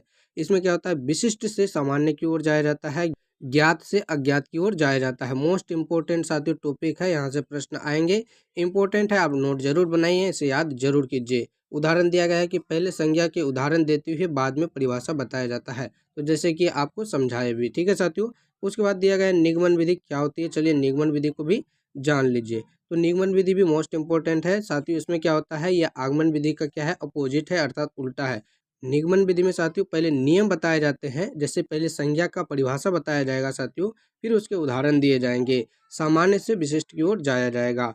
तो साथियों आशा करेंगे कि आगमन विधि और निगमन विधि ये सारा कुछ मोस्ट इंपॉर्टेंट चीज़ आपको समझ में आया होगा। आप नोट भी जरूर बनाते चलते होंगे। यदि आप नोट नहीं बना रहे हैं साथियों, अपनी तैयारी को लापरवाही से कर रहे हैं, तो आपको बता दें आपके पास बहुत अधिक समय है, काफ़ी कम फी, केवल 99 रुपये में ये सारा सब्जेक्ट के नोट साथियों, जिसमें कि आपको इसी प्रकार से topic wise theory, previous year के प्रश्न और प्रैक्टिस के प्रश्न मिलते हैं। तो उसके लिए साथियों आप दिए गए नंबर पर कॉन्टैक्ट अवश्य कर लीजिए। काफ़ी कम फी, केवल 99 रुपये में, चाहे आपका पेपर 1 हो या फिर पेपर 2 हो, सारा कुछ आपको दिया जाता है। तो चलिए देख लेते हैं आज की प्रमुख मनोवैज्ञानिक और सीटेट एग्जाम के लिए मोस्ट इम्पोर्टेंट साथियों जीन पियाजे साहब को। साथियों जीन पियाजे एक मनोवैज्ञानिक है और इन्होंने साथियों एक सिद्धांत दिया जो आपके सीटेट एग्जाम के लिए मोस्ट इम्पोर्टेंट है, जिसे साथियों आप जाने बगैर सीटेट एग्जाम नहीं क्वालिफाई कर सकते हैं, क्योंकि इसके सिद्धांत जो है साथियों आपके प्रत्येक सब्जेक्ट, चाहे आप पेपर 1 के स्टूडेंट हो, ईवीएस में साथियों, मैथ में, किसी में भी साथियों, पेडागोजी से रिलेटेड सभी प्रश्नों साथियों इनसे जुड़ा हुआ ही है, इसलिए इसे जानना आपके लिए काफ़ी ज़्यादा इम्पोर्टेंट है। तो साथियों क्या कहना है, क्या विचार है इनके, चलिए उन्हें अच्छे से समझने का प्रयास करते हैं। तो इनका सबसे पहला कथन है साथियों अहम केंद्रित वाक्य। अहम केंद्रित वाक्य क्या होता है साथियों, चलिए इन्हें समझने का प्रयास करते हैं। तो जीन पियाजे ने भाषा को संज्ञात्मक विकास के लिए बहुत महत्वपूर्ण नहीं माना। साथियों यह प्रश्न आपसे बहुत बार पूछा गया है और पूछे जाने की बहुत अधिक संभावना भी है कि जीन पियाजे जी ने, जो कि एक साथियों प्रमुख मनोवैज्ञानिक रहे, कौन सा सिद्धांत प्रस्तुत किए थे। तो संज्ञात्मक विकास का सिद्धांत साथियों जीन पियाजे के द्वारा दिया गया था, यह आपको याद रखना है, मोस्ट इंपोर्टेंट है साथियों। यदि आप नोट करते चल रहे हैं तो इसको जरूर नोट कीजिए। उसके बाद अहम केंद्रित वाक्य क्या है, नीचे आपको समझाने का प्रयास किया गया है। यहाँ पे साथियों क्वेश्चंस के रूप में आपको समझाने का प्रयास किया गया है। बोला गया है अहम केंद्रित वाक्य क्या होता है, तो आप समझने का प्रयास करेंगे। अहम केंद्रित वाक्य का मतलब होता है बच्चा खुद से ही बोल बोल कर बात करता है। कब तक साथियों, जब ये प्राथमिक स्तर पर अर्थात शिशु अवस्था से बाल्य अवस्था के बीच के पीरियड में साथियों 2 से 6 वर्ष की उम्र में होता है। तो बच्चा को देखिएगा आप कि वह खुद से ही बातें करते हैं, यही साथियों अहम केंद्रित वाक्य है। और इसे साथियों एक शिक्षक के तौर पर, आप भी साथियों आगे चलकर भावी शिक्षक बनने वाले हैं, तो एक शिक्षक के तौर पर इसे साथियों आपको बढ़ावा देना है, ताकि बच्चा जब खुद के साथ ही बोलचाल करेंगे, वार्तालाप करेंगे, तो इससे बच्चों में कॉन्फिडेंस लेवल बढ़ेगा और वे लोग भाषा जगत में साथियों अपनी भूमिका निभाएंगे। साथ ही साथ साथियों बढ़ते समय के अनुसार उसमें बहुत कुछ सुधार होते जाएगा और कॉन्फिडेंस लेवल भी उनका बढ़ते जाएगा। तो अहम केंद्रित वाक्य का मतलब क्या हुआ साथियों, जो स्वयं के साथ वार्तालाप की जाती है, बातें की जाती है, मन ही मन साथियों बातों को दोहराया जाता है, तो वही क्या है, अहम केंद्रित वाक्य है। और बात करें यह कब से कब तक रहता है, तो साथियों 2 से 6 वर्ष की अवस्था वाले शिशुओं में यह जो है साथियों पाई जाती है। अहम केंद्रित वाक्य आपको समझ में आया होगा साथियों। आशा करेंगे कि कोई भी डाउट इससे नहीं रहा होगा। यदि आपको कोई भी डाउट रहता है तो साथियों उसके लिए आप कमेंट करके जरूर पूछ सकते हैं। उसके बाद अगला नंबर पॉइंट है आपका भाषा एवं विचार जीन पियाजे के संबंध में। साथियों, जीन पियाजे जो एक महत्वपूर्ण मनोवैज्ञानिक रहे, उन्होंने साथियों भाषा के संबंध में अपने क्या विचार प्रस्तुत किए, चलिए उन्हें भी आप अच्छे से समझ लीजिए। तो पहला नंबर पॉइंट दिया गया है साथियों, जीन पियाजे कहते हैं कि पहले विचार आया फिर भाषा आई। मोस्ट इंपोर्टेंट पॉइंट है साथियों, इसे स्टार के रूप में आप जरूर याद कीजिए, जरूर समझिए साथियों, काफी इंपॉर्टेंट है। जीन पियाजे जी का कहना है कि पहले जो है विचार आया, उसके बाद जो है साथियों भाषा आई है। पहले क्या चीज आया, किसके अनुसार, तो जीन पियाजे जी के अनुसार विचार आया फिर भाषा आया। साथियों ये किसके अनुसार था, जीन पियाजे के अनुसार था। मोस्ट इंपोर्टेंट है, आप इसे जरूर समझने का प्रयास कीजिएगा। नोट करते हैं तो इसे भी जरूर नोट कीजिएगा। अगला है साथियों, जीन पियाजे ने कहा है कि विचार से भाषा आती है। साथियों जीन पियाजे पूर्णतः विचार पर फोकस किए हैं, उसके अनुसार विचार सबसे पहले आई है, उसके बाद भाषा आई है। और साथ ही साथ जीन पियाजे कहते हैं कि विचार से भाषा आती है और विचार भाषा को सुनिश्चित भी करता है। और विचार क्या करता है साथियों, भाषा को सुनिश्चित भी करता है। यह किस मनोवैज्ञानिक के अनुसार कहा गया है, तो जीन पियाजे जी के अनुसार कहा गया है। साथियों यदि आपको वीडियो पसंद आ रही है तो वीडियो को साथियों लाइक जरूर कीजिएगा। और वीडियो में आगे बढ़े उससे पहले आपको एक छोटी सी इन्फॉर्मेशन दे दे, यदि आप सीटेट जुलाई 2025 की कंप्लीट तैयारी करना चाहते हैं, चाहे आपका पेपर 1 हो या फिर पेपर 2 हो साथियों, तो उसके लिए काफ़ी कम फी, केवल 99 रुपये में साथियों आप अपनी तैयारी कर सकते हैं। जिसमें कि आपको कंप्लीट साथियों ऑल सब्जेक्ट के topic by theory, previous year के क्वेश्चन और साथियों प्रैक्टिस के क्वेश्चन दिए जाते हैं। यदि साथियों आप केवल 99 रुपये में अपनी तैयारी को बेहतरीन करना चाहते हैं, अपने एग्जाम को साथियों 130 प्लस अंकों के साथ क्वालिफाई करना चाहते हैं, तो उसके लिए दिए गए नंबर पे आप कनेक्ट करके केवल 99 रुपये में अपनी साथियों तैयारी को सुनिश्चित जरूर कीजिए। तो हम लोग साथियों चलिए आगे देख लेते हैं। आगे आपका दिया गया है लेव वाइगोस्की। यह भी साथियों प्रमुख मनोवैज्ञानिक के रूप में है, काफी इंपॉर्टेंट भी है साथियों। सीटेट के एग्जाम में लेव वाइगोस्की और जीन पियाजे से साथियों प्रश्न आएंगे ही आएंगे, चाहे आपका पेपर 1 हो या पेपर 2 हो। ठीक है साथियों, इससे संबंधित प्रश्न आपके एग्जाम में पूछे ही जाएंगे। यह तो साथियों 100% जो है आपका गारंटी ही है कि इनसे संबंधित प्रश्न आपके एग्जाम में आएंगे ही आएंगे। तो इन्हें समझना आपके लिए काफी इंपॉर्टेंट है। लेव वाइगोस्की भी साथियों एक मनोवैज्ञानिक थे और इन्होंने भी एक सिद्धांत दिया जो काफी इंपॉर्टेंट है। इनका क्या सिद्धांत था साथियों, तो सामाजिक सांस्कृतिक सिद्धांत। सामाजिक सांस्कृतिक सिद्धांत किसने दिया था, तो लेव वाइगोस्की। चलिए देख लेते हैं कि इनके विचार क्या थे। क्या साथियों इनका बच्चों के प्रति जिज्ञासा था और इन्होंने साथियों क्या क्या अपनी बातों को प्रस्तुत किया। सबसे पहला पॉइंट है साथियों, बालक भाषा अपने परिवेश से अंतःक्रिया करते हुए सीखता है। ठीक है साथियों, तो इनका सिद्धांत ही था सामाजिक सांस्कृतिक सिद्धांत। और साथियों इन्होंने कहा कि कुछ भी जो सीखता है साथियों बच्चे, वो अपने समाज से अंतःक्रिया करके ही सीखता है, अपने फैमिली से साथियों, अपने माता पिता से अंतःक्रिया करके ही सीखता है। वार्तालाप साथियों उनसे आसपास में रह के ही सीखता है। कुछ भी साथियों इन्होंने सामाजिक अंतःक्रिया को काफी इंपॉर्टेंट माना है, इसलिए इनका सिद्धांत भी क्या है, सामाजिक सांस्कृतिक सिद्धांत। आप इसे जरूर याद रखिएगा। अगला नंबर पॉइंट है साथियों, इनके अनुसार निजी भाषा प्राइवेट स्पीच। निजी भाषा क्या है साथियों, वही अहम केंद्रित वाक्य को आप निजी भाषा के रूप में समझ सकते हैं, जो साथियों आप अपने मन ही मन साथियों क्या करते हैं, बड़बड़ाते हैं, वही आपका निजी भाषा हो गया, प्राइवेट स्पीच हो गया। बालक के संज्ञानात्मक विकास में सहायक होती है। जैसे कि साथियों आपको कहा भी गया कि एक शिक्षक के रूप में आपको इसे हमेशा क्या करना है, बढ़ावा देना है और इसे साथियों कभी भी नकारना नहीं है। प्राइवेट स्पीच जो होती है साथियों, ये संज्ञानात्मक विकास में काफ़ी सहायक होती है। तो आशा करेंगे कि आपको समझ में आ रही होगी बातें। अगला नंबर जो है साथियों, अगला नंबर में आपको कहा गया है, लेव वाइगोस्की जी कहते हैं कि भाषा मानव का सर्वश्रेष्ठ तंत्र है भी साथियों। कहीं ना कहीं ये बात सत्य भी है, क्योंकि भाषा के द्वारा ही हम लोग एक दूसरे से अपनी बातों को, अपनी भावनाओं को क्या करते हैं, व्यक्त करते हैं, अभिव्यक्त करते हैं। तो साथियों वाइगोस्की कहते हैं कि भाषा जो है मानव का सर्वश्रेष्ठ तंत्र है, जिसके द्वारा हम अपने ज्ञान का निर्माण कर सकते हैं, समझ सकते हैं और साथियों समझा भी सकते हैं। लैंग्वेज इज ए टूल, उसके अनुसार कहा गया है। किसके अनुसार साथियों, तो लेव वाइगोस्की जी के अनुसार लैंग्वेज इज ए टूल। ठीक है, उसके बाद अगले नंबर पॉइंट में कहा गया है साथियों, लेव वाइगोस्की के सिद्धांत का नाम सामाजिक सांस्कृतिक सिद्धांत है। जैसे कि साथियों आपको बताया भी गया कि लेव वाइगोस्की ने कौन सा सिद्धांत दिया था, तो सामाजिक सांस्कृतिक सिद्धांत। मोस्ट इंपोर्टेंट है साथियों, आप इसका नोट जरूर बनाते चलिए। और आपको बता भी दिए साथियों कि केवल 99 रुपये में आप अपने एग्जाम की संपूर्ण तैयारी कर सकते हैं, जिसमें कि साथियों आपको प्रत्येक सब्जेक्ट के टॉपिक बाय थ्योरी इसी प्रकार से साथियों जिस प्रकार से आप देख रहे हैं, फिर उसके बाद साथियों आपको प्रीवियस ईयर के क्वेश्चन दिए जाएंगे और साथियों अंत में प्रैक्टिस के क्वेश्चन दिए जाएंगे, जिससे कि आप अपने को जांच सके कि आपने किस तरह की तैयारी की है और प्रीवियस ईयर के प्रश्नों से साथियों आप अनुभव लगा सके कि किस प्रकार के प्रश्न आपके एग्जाम में आते हैं, पूछे जाते हैं। तो उसके लिए साथियों आप इस दिए गए नंबर पर कनेक्ट अवश्य कर लीजिए। केवल 99 रुपये में आप इसका लाभ जरूर उठाइए। उसके बाद साथियों अगले नंबर पॉइंट में दिया गया है अंतरीकरण। क्या होता है साथियों? बालक बाहरी वातावरण से अवलोकन को अपने भीतर आत्मसात करके सीखता है। साथियों ये अंतरीकरण क्या है कि कोई भी मनुष्य साथियों, कोई भी बालक, कोई भी शिशु साथियों अपने बाहरी वातावरण से अवलोकन करके, ऑब्जर्वेशन करके साथियों उसे अपने भीतर आत्मसात करते हैं, उसके बाद सीखते हैं। यह संज्ञानात्मक विकास और भाषा दोनों को साथियों विकास में सहायक होती है। यह संज्ञानात्मक विकास में भी सहायक होती है और साथियों भाषा के विकास में भी इससे बढ़ावा मिलती है।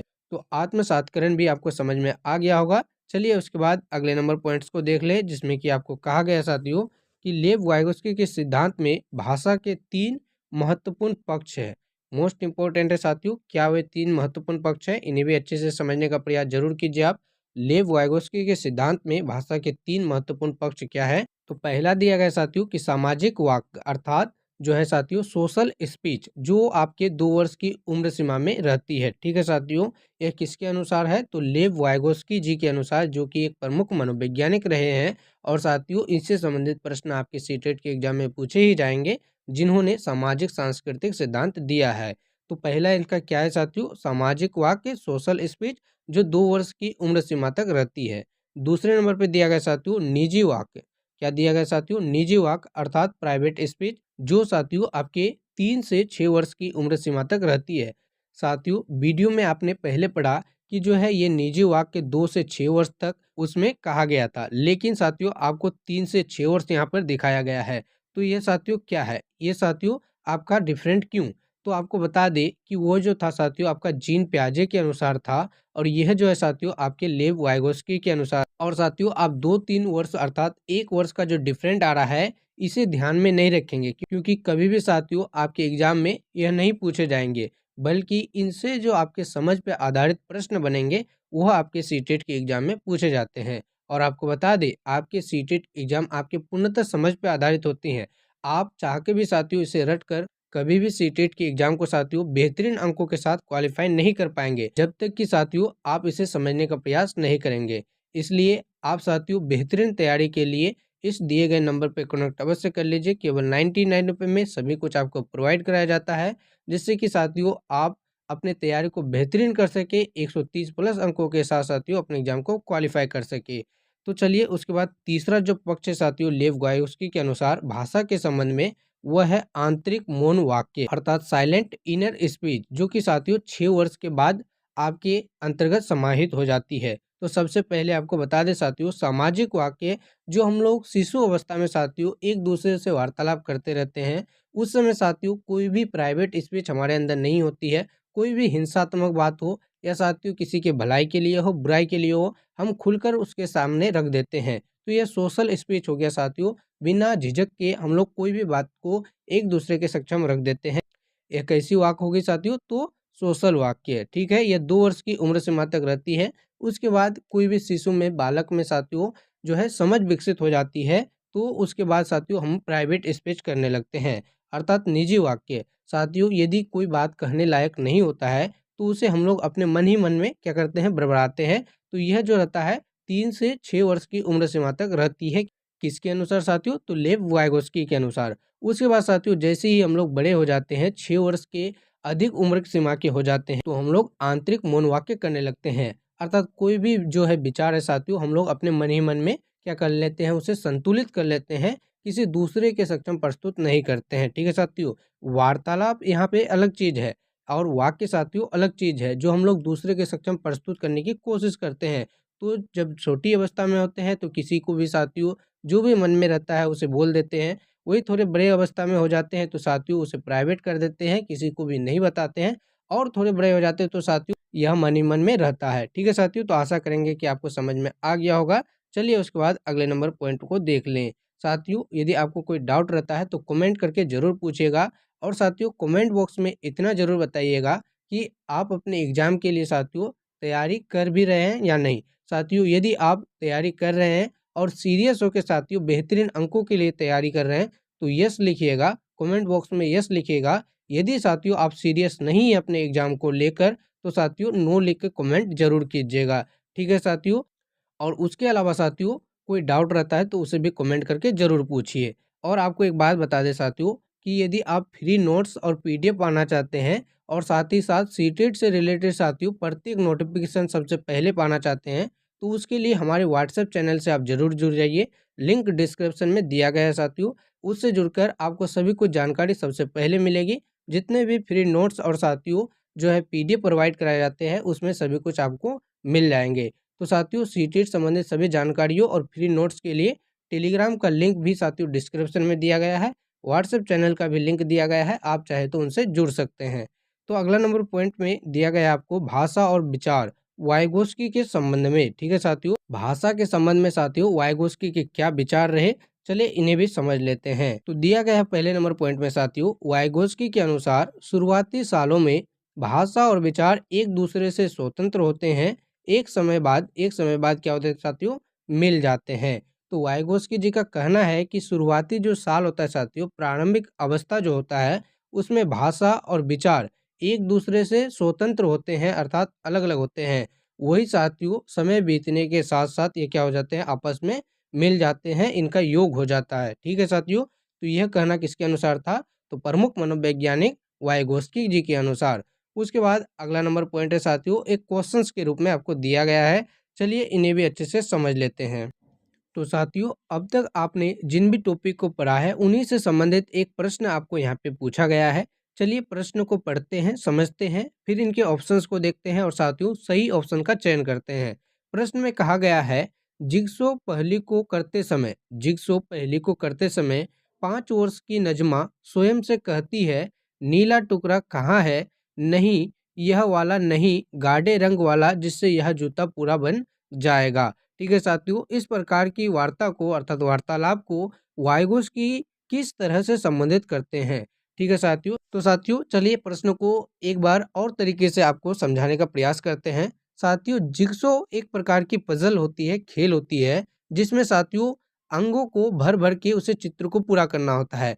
कोई भी चित्र साथियों आप हाथी ले लीजिए या कोई भी चित्र ले लीजिए साथियों, उसमें जो है अंगों को भर भर के उसे कवर करना होता है जिससे कि हाथी का या जिसे भी आप लिए होंगे उसका चित्र कंप्लीट हो जाता है। तो साथियों उसमें नजमा नाम की जो लड़की है साथियों स्वयं से वार्ता करती है, स्वयं से बातचीत करती है कि नीला टुकड़ा कहाँ है, नहीं यह वाला नहीं।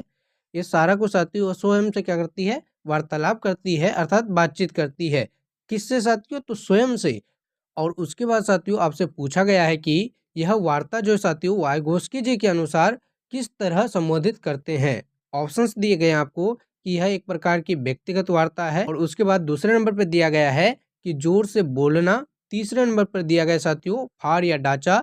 ये मोस्ट इंपोर्टेंट पॉइंट है साथियों, इससे संबंधित एक कंप्लीट सीरीज आएगी, आपकी कंप्लीट क्लास आएगी जिसमें कि साथियों इस पॉइंट को आपको पढ़ाया जाएगा, समझाया जाएगा। ये मोस्ट इंपोर्टेंट पॉइंट है। और चौथे नंबर पॉइंट पे दिया गया साथियों आत्म केंद्रित वाक्य है। तो क्या हो जाएगा साथियों इस प्रश्न का सही उत्तर। यदि आपको पता है तो साथियों सर्वप्रथम आप कमेंट जरूर कीजिएगा। जैसे कि साथियों ये सारा कुछ हमने पहले साथियों आपको समझा चुके हैं, तो आप कमेंट करके जरूर बताइएगा। यदि नहीं पता तो साथियों आपको बता दे, ये नजमा नाम की जो लड़की है स्वयं से वार्ता करती है, अर्थात स्वयं से वार्तालाप करती है। तो ये एक प्रकार की व्यक्तिगत वार्ता हो गई। किस प्रकार की वार्ता हो गई साथियों, व्यक्तिगत वार्ता हो गई। अर्थात ऑप्शन नंबर ए आपके इस प्रश्न का बिल्कुल सही उत्तर हो जाएगा, जो आपके वाइगोस्की जी का कथन है। ठीक है साथियों, कोई भी व्यक्ति जो स्वयं से बात करता है तो एक प्रकार की निजी वाक्य है। ठीक है साथियों, जिसे आप लोग व्यक्तिगत वार्ता भी कर सकते हैं। तो आशा करेंगे साथियों कि यह प्रश्न और इससे रिलेटेड सारे ऑप्शन साथियों आपको अच्छे से समझ में आ गया होगा, कोई भी डाउट आपको नहीं रहा होगा।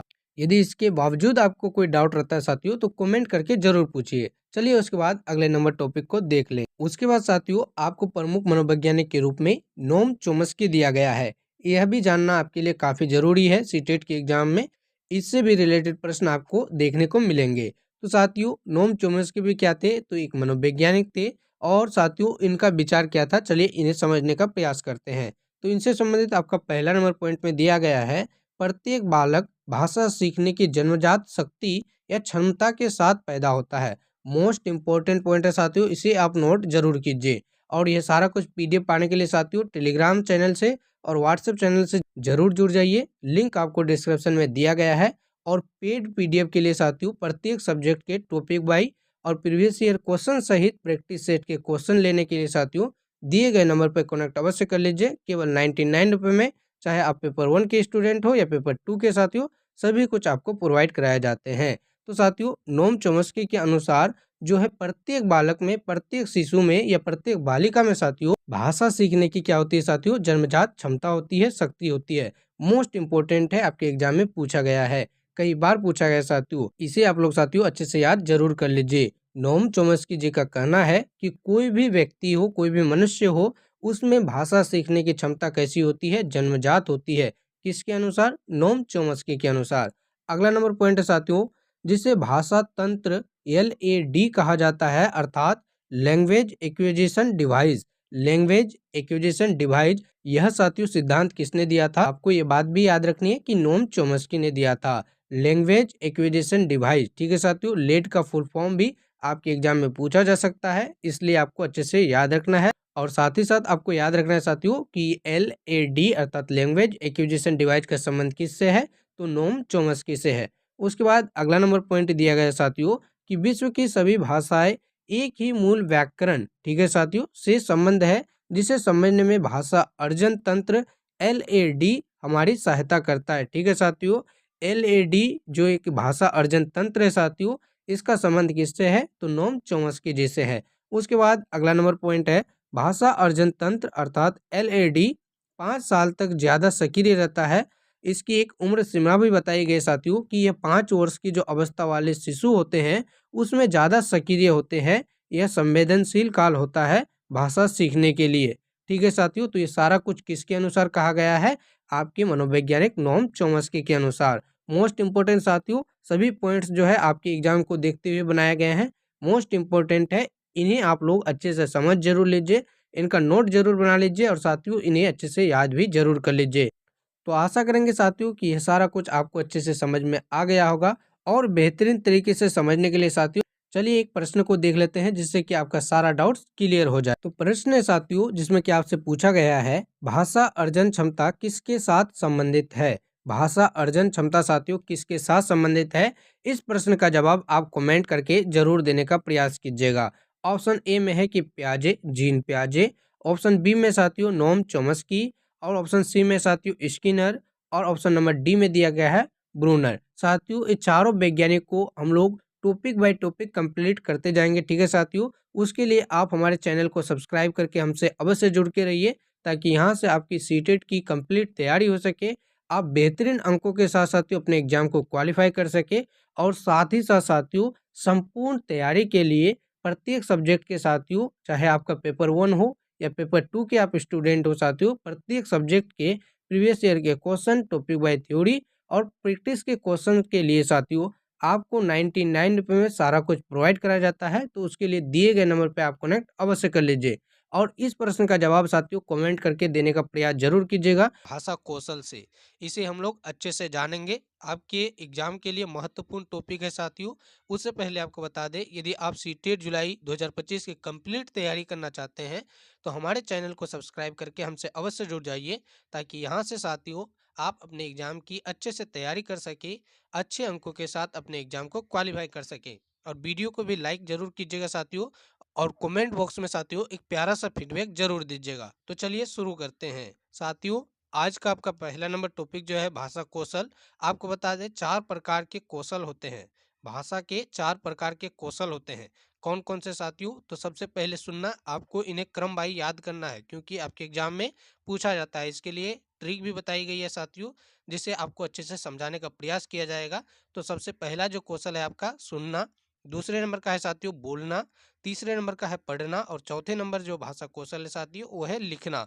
ठीक है साथियों, देखिए, यहाँ पे आपको समझना है कि ये सुनना और साथियों पढ़ना, इसके द्वारा आप किसी भी बात को ग्रहण करते हैं अपने अंदर, ठीक है यदि कोई शिक्षक या कोई अन्य व्यक्ति साथियों आपको कोई बात समझा रहा है, तो उसे आप कैसे समझेंगे साथियों, कैसे अपने अंदर ग्रहण करेंगे?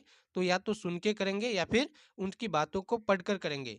इसलिए साथियों इसे गृह्यात्मक कौशल कहा जाता है, जिसके द्वारा हम लोग कुछ ग्रहण करते हैं, ठीक है साथियों, कुछ कौशल सीखते हैं। और उसके अलावा बोल के और लिख के साथियों आप अपनी बात को क्या करते हैं, दूसरों को समझाने का प्रयास करते हैं, अर्थात अभिव्यक्त करते हैं। इसलिए इस दोनों कौशल का नाम क्या रखा गया है, अभिव्यक्तात्मक कौशल। तो आप लोग साथियों इसे जरूर याद रखिएगा कि सुनना और पढ़ना, जिसके द्वारा हम लोग साथियों ज्ञान को अर्जन करते हैं, ग्रहण करते हैं, इसलिए इसका नाम क्या है, गृह्यात्मक कौशल। मोस्ट इंपोर्टेंट है साथियों, आपके एग्जाम में पूछा जाता है। और लिख के और बोल के आप अपने बातों को प्रस्तुत करते हैं, दूसरे के सक्षम रखते हैं, इसलिए साथियों अभिव्यक्तात्मक कौशल को कहा गया है, ठीक है। आशा करेंगे कि आपको समझ में आया होगा और साथियों आप इसे नोट करते भी जरूर चलिएगा। आपको बता दें, इसे याद करने की जो प्रमुख ट्रिक है वो है सुवोपली, ठीक है साथियों, जिसके द्वारा आप क्रम बाई इन्हें याद कर सकते हैं। सु अर्थात साथियों सुनना, उसके बाद बो अर्थात साथियों बोलना, तीसरे नंबर पे है पो अर्थात पढ़ना, ठीक है साथियों, और चौथे नंबर पे है ली अर्थात लिखना, ठीक है साथियों। आशा करते हैं कि आपको समझ में आया होगा। कोई भी डाउट रहता है तो कमेंट करके जरूर पूछिए। चलिए उसके बाद एक बार और इन्हें अच्छे से समझ ले। यहाँ पे दिखाया गया है भाषा कौशल का मनोवैज्ञानिक क्रम, ठीक है साथियों। जैसे कि बताया गया कि आपको इन्हें क्रम वाइज ही याद करना है, क्योंकि आपके एग्जाम में साथियों इन्हें क्रम वाइज ही पूछा जाता है, तो आप लोग इसे जरूर याद करिएगा। सबसे पहला कौशल क्या है आपका, सुनना, फिर बोलना, फिर पढ़ना, उसके बाद लिखना। चलिए उसके बाद आगे के पॉइंट्स देख लें। आगे दिया गया है साथियों कि भाषा के मुख्य 4 कौशल है, जैसे कि आपको बताई गई कि सुनना, बोलना, पढ़ना, लिखना, यह भाषा के 4 कौशल है और एकीकृत तो अंत संबंधित है। ये चारों साथियों एक दूसरे से अंत संबंधित है। बोलना, सुनना, पढ़ना, लिखना, ये चारों एक दूसरे से मिला जुला है, एकीकृत है, ठीक है साथियों। चारों साथियों आपस में क्या है, अंत संबंधित है। आप इसे अच्छे से जरूर याद रखिएगा, कोई भी एक दूसरे से स्वतंत्र नहीं है, चारों अंत संबंधित है। मोस्ट इंपोर्टेंट पॉइंट है। उसके बाद अगला नंबर पॉइंट है आपका साथियों कि सुनना और पढ़ना आपका ग्रामात्मक कौशल है, जिसके द्वारा हम लोग क्या करते हैं, ग्रहण करते हैं साथियों, किसी भी तथ्य को, किसी भी बात को समझते हैं, ग्रहण करते हैं, अपने अंतर्गत समाहित करते हैं। क्या क्या साथियों, तो सुनने के द्वारा और पढ़ के, ये हम लोग का 2 कौशल प्रमुख रूप से है, जिसके द्वारा हम लोग ग्रहण करते हैं, इसलिए इसका नाम है ग्रामात्मक कौशल। उसके बाद अगला नंबर है साथियों, उसके बाद अगला नंबर है साथियों कि बोलना और लिखना, ये क्या है साथियों, अभिव्यक्तात्मक कौशल है, जिसके द्वारा हम लोग अपने बातों को, अपने साथियों विचारों को दूसरे के सक्षम प्रस्तुत करते हैं, अभिव्यक्त करते हैं, ठीक है, इसलिए इसका नाम क्या है, अभिव्यक्तात्मक कौशल। मोस्ट इंपोर्टेंट पॉइंट है साथियों, इसे आप लोग याद जरूर रखिएगा। अगला नंबर पॉइंट में कहा गया है कि भाषा सुबोपली क्रम में सीखी जाती है, अर्थात इसी क्रम में सुनना, बोलना, पढ़ना और लिखना, ठीक है साथियों, इस क्रम में सीखे जाते हैं। परंतु केवल इसी क्रम में सीखे जाते हैं ऐसे नहीं है, ठीक है साथियों, लेकिन एकमात्र ऐसे ही सीखा जाएगा, यह भी कोई एक निश्चित रूप से तय नहीं है, ठीक है साथियों, कि आप लोग सुनना सीखेंगे उसके बाद ही बोलना सीखेंगे, पढ़ना सीखेंगे उसके बाद ही लिखना सीखेंगे, ऐसा कोई निश्चित रूप से तय नहीं है। आप इन्हें आपस में बदल सकते हैं, लेकिन आपको क्रम वाइज ये कौशल याद रखने हैं, ठीक है साथियों। सबसे पहले सुनना, फिर बोलना, फिर पढ़ना, फिर लिखना। तो आशा करते हैं आपको समझ में आया होगा। चलिए आगे देख लेते हैं। आगे दिया गया है साथियों सुनना। चलिए सुनना क्या होता है और साथियों इससे क्या क्या प्रश्न आपके एग्जाम में पूछे जा सकते हैं, इन्हें देख लेते हैं। तो सुनना में साथियों सबसे पहले बच्चों को सुनने का मौका देंगे। एक शिक्षक के रूप में, जैसे कि सीटेट एग्जाम क्वालिफाई करने के बाद साथियों आप जो शिक्षक की तैयारी कर रहे हैं, उसके लिए साथियों एक शिक्षक के तौर पर सुनने का मौका देना है बच्चों को, ठीक है साथियों, क्योंकि सुनने का मौका जब तक आप बच्चों को नहीं देंगे वे लोग बेहतरीन नहीं सीख पाएंगे। और साथियों जो आपका नकल है साथियों, बच्चे नकल करके जो सीखते हैं उसमें वे लोग सक्षम नहीं हो पाएंगे। इसलिए एक शिक्षक के तौर पर आपको बच्चों को सुनने का मौका देना है। दूसरा नंबर तथ्य है बच्चों से शब्दों का उच्चारण करवाना है। किसके तौर पर, तो एक शिक्षक के रूप में साथियों, एक शिक्षक के तौर पर हमेशा आपको उच्चारण करवाना है। बच्चों को साथियों शब्दों का हमेशा क्या करवाना है, उच्चारण करवाना है। उसके बाद साथियों सुनना कौशल में आपका अगला नंबर जो पॉइंट है, कहानी और कविता सुनाना, ठीक है साथियों। एक शिक्षक के तौर पर आपको बच्चों को कहानी और कविताओं के माध्यम से साथियों उन्हें ज्ञान का अर्जन करवाना है। इसलिए उन्हें हमेशा कहानी और कविताओं के माध्यम से पढ़ाना है, सिखाना है, जिससे उसके सुनने का कौशल क्या हो, विकसित हो, विकास हो, ठीक है साथियों। उसके बाद अगला नंबर जो आपका कौशल है वो बोलना है। इससे संबंधित क्या क्या पॉइंट है चलिए देख लेते हैं। कविता का पाठन, ठीक है साथियों, आप लोग कविता का पठन करेंगे, वही लोग बोलना सीखेंगे। उन लोग से करवाएंगे साथियों तो भी वही लोग बोलना सीखेंगे, ठीक है। तो इसे साथियों एक शिक्षक के रूप में आपको प्रमुख रूप से देखना है। संवाद कर सकते हैं अर्थात वार्तालाप साथियों, वार्तालाप आप कीजिएगा तो बच्चे उससे सीखेंगे साथियों। आपको इसे भी प्रमुख रूप से ध्यान में रखना है। मौखिक प्रश्न पूछ सकते हैं जिससे उसके बोलने की क्षमता का विकास होगा, ठीक है साथियों। उसके बाद अगले नंबर पॉइंट में दिया गया साथियों, बच्चों से किसी भी विषय पर टिप्पणी करने को कह सकते हैं। किसी भी एक विषय दे देंगे साथियों, जैसे कि गाय पर लेख या किसी पर भी लेख साथियों आप दे सकते हैं, जिससे कि उसके बोलने वाली क्षमता का क्या हो सकता है, विकास हो सकता है। तो आशा करेंगे साथियों बोलना कौशल से आप इतने पॉइंट्स को जरूर याद रखिएगा। उसके बाद आपका अगला नंबर जो कौशल है वो है पढ़ना, ठीक है साथियों। क्या कौशल है? पढ़ना कौशल है। तीसरा नंबर का कौशल है साथियों, आप याद जरूर रखिएगा। और वीडियो में आगे बढ़े उससे पहले आपको बता दें साथियों, इसी प्रकार से यदि आप चाहते हैं कि आप सीटेट जुलाई 2025 की कंप्लीट तैयारी करें, ठीक है साथियों, ताकि आप बेहतरीन अंकों के साथ अपने एग्जाम को क्वालिफाई कर सके, ये सारा कुछ पीडीएफ साथियों प्रत्येक सब्जेक्ट के टॉपिक बाय थ्योरी, उसके बाद साथियों प्रीवियस ईयर के क्वेश्चन और साथियों सिलेक्टेड क्वेश्चन के साथ साथ प्रैक्टिस के क्वेश्चन आपको प्राप्त हो तो काफ़ी कम फी में साथियों, चाहे आपका पेपर 1 हो या पेपर 2 हो, काफ़ी कम फी में केवल 99 रुपये में आप इन्हें पा सकते हैं। प्रत्येक सब्जेक्ट के साथियों ऑल सब्जेक्ट के आपको यहाँ पे topic by theory, previous year के क्वेश्चन और प्रैक्टिस के क्वेश्चन मिल जाएंगे। उसके लिए साथियों आप इस दिए गए नंबर पर कनेक्ट करके केवल 99 रुपये में ये सारा कुछ प्राप्त जरूर कीजिए, ताकि आपका सीटेट जुलाई 2025 का एग्जाम बेहतरीन अंकों के साथ क्वालिफाई हो। तो चलिए पढ़ना कौशल से संबंधित महत्वपूर्ण बिंदु क्या क्या है इन्हें अच्छे से समझ लेते हैं। तो पढ़ना कौशल के अंतर्गत दो प्रमुख रूप से साथियों पठन होता है। क्या क्या साथियों, चलिए इन्हें अच्छे से समझने का प्रयास करें। तो दिया गया साथियों पढ़ना कौशल को हम लोग वाचन कौशल भी कहते हैं।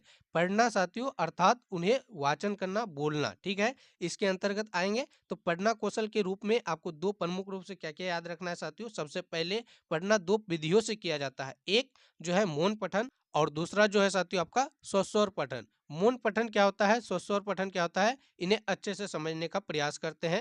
तो साथियों दिया गया है मौन पठन से बच्चों का ध्यान बेहतर होगा। यदि कोई बच्चा साथियों मौन पठन कर रहा है अर्थात चुपचाप से साइलेंट होकर पढ़ रहा है, तो उसका जो ध्यान होगा साथियों बोलने वाले पठन से अपेक्षाकृत अधिक होगा, ठीक है साथियों। यदि आप भी मौन पठन कर रहे हैं तो ये जो स्वस्वर पठन से होगा हमेशा बेहतर होगा, क्योंकि इसमें पूर्णतः आपका ध्यान पढ़ाई पे होगी या साथियों जिसे भी आप ग्रहण करना चाहते हैं मौन होके साथियों उसमें पूर्णतः फोकस होगा, ठीक है। तो मौन पठन साथियों स्वस्वर पठन से थोड़ा बेहतर होता है, इसमें ध्यान केंद्रित होता है किसी एक चीज पर, आपको याद रखना है। अगला नंबर पॉइंट है साथियों इसमें तेजी से पढ़ सकेगा बालक, इसमें क्या होगा साथियों तेजी से पढ़ सकेगा। आपको साथियों फोर्स करके या दबाव डाल के किसी से मौन पठन या फिर स्वस्वर पठन नहीं करवाना है, लेकिन साथियों आपको इन तथ्यों को जानकारी रखना है, ताकि आपके एग्जाम में यदि इन पॉइंट से आपके प्रश्न बने तो आप साथियों उन प्रश्नों को छोड़कर ना आए। लेकिन साथियों आपको इस बात की भी जानकारी होना चाहिए कि एक शिक्षक के रूप में किसी भी बच्चे को आप फोर्स करके या दबाव डालकर मौन पठन नहीं पढ़ाएंगे या स्वस्वर पठन नहीं पढ़ाएंगे, बल्कि इनमें जो बेसिक डिफरेंट है साथियों अंतर है उन्हें आप अच्छे से समझ के याद जरूर कीजिए। तो अगला नंबर पॉइंट है ज्यादा विषय पढ़ सकेगा। मौन पठन के माध्यम से साथियों क्या क्या इसकी विशेषता है तो आपको समझ में आ गया होगा कि मौन पठन से बच्चों का ध्यान बेहतर होगा, तेजी से पढ़ सकेगा और साथियों ज्यादा विषय पढ़ पाएगा, कम समय में साथियों ज्यादा विषय पढ़ पाएगा। किसकी अपेक्षा? तो स्वस्वर पठन की अपेक्षा। अब स्वस्वर पठन में क्या होता है साथियों, बच्चों का उच्चारण अच्छा हो जाएगा। इसमें क्या होगा, इसकी खासियत क्या है साथियों कि अगर बच्चे बोल बोल के पढ़ेंगे तो उनका उच्चारण साथियों बेहतर हो जाएगा, सुनने और बोलने के कौशल को बेहतर हो जाएगा, ठीक है साथियों। स्वस्वर पठन से रस भी आता है, ठीक है साथियों। यदि बच्चा बोल बोल के पढ़ रहा है तो धीरे धीरे उसमें एक लय आ जाएगी। जैसे कि साथियों किसी बच्चे को कविता पढ़ा रहे हैं या कोई बच्चा कविता पढ़ रहा है तो उसे तो मौन पठन के द्वारा आप समझ नहीं पाएंगे, क्योंकि उसके बातों में कोई लय ही नहीं होगी, बात ही नहीं होगी, तो साथियों लय कैसे होगी। इसलिए स्वस्वर पठन की भी अपनी खासियत है, इसमें बच्चों की लय होगा जिसमें रस आएगा, ठीक है साथियों, उच्चारण में सुधार होगी और बोलना कौशल का विकास होगा। तो दोनों ही साथियों मोस्ट इंपॉर्टेंट है, पढ़ना कौशल के दोनों जो भाग है मौन पठन और स्वस्वर पठन, दोनों की ही अपनी अपनी खासियत है, आपको अच्छे से समझना है, इन पॉइंट्स को याद रखना है, ठीक है साथियों, ताकि आपके एग्जाम में इनसे प्रश्न बने तो आपसे ना छूटे। उसके बाद साथियों आपका अगला नंबर का कौशल है लिखना कौशल। यह लिखना कौशल आपके चौथा नंबर का कौशल है। चलिए इससे संबंधित बातों को आप अच्छे से समझ लीजिए कि अध्यापिका बच्चे की वर्तनी एवं शुद्धियों को ठीक कराने के लिए श्रुत लेख का प्रयोग किया जा सकता है। ठीक है साथियों, लिखना कौशल का विकास आप कैसे कर सकते हैं, तो अशुद्धियों को ठीक करके और साथियों श्रुत लेख के प्रयोग द्वारा लिखना कौशल का विकास हो सकता है। चलिए इसके भी प्रकारों को साथियों अच्छे से समझ ले। लेखन के प्रकार, तो साथियों लेखन के कई प्रकार है, यहाँ पे भी आपको दर्शाया गया है जिससे कि आपको साथियों अच्छे से समझ में आ सके। तो सुलेख सुंदर लिखना, सुलेख का अर्थ होता है साथियों सुंदर लिखना। लेखन के प्रकार के अंतर्गत पहला जो है आपका सुलेख, जिसका अर्थ होता है साथियों कि सुंदर लिखना।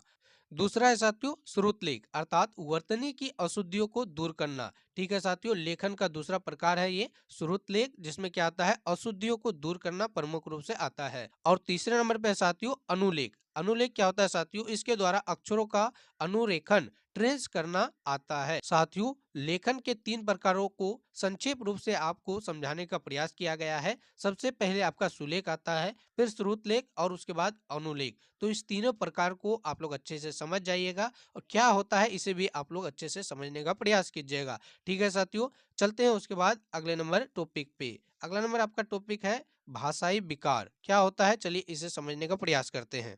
साथियों भाषाई विकार का यह टॉपिक आपके एग्जाम के लिए मोस्ट इम्पोर्टेंट है, क्योंकि यहाँ से प्रश्न आपके एग्जाम में प्रत्येक बार पूछे ही जाते हैं। तो आप लोग इसे समझने का प्रयास जरूर कीजिएगा।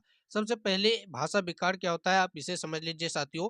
भाषा विकार होता है यदि किसी बच्चे में कोई कमी होता है साथियों, किसी भी प्रकार की कमी हो सकता है, जैसे कि अपेजिया हो सकता है, डिसलेक्सिया होता है, या फिर साथियों किसी और भी प्रकार की कमी हो सकती है। तो एक प्रकार की कमी है जिसके द्वारा बच्चे अक्षम हो जाते हैं। ठीक है साथियों, उसमें बेहतर नहीं हो पाते हैं किसी न किसी रूप में। तो अफेजिया एक प्रकार की भाषा विकार है।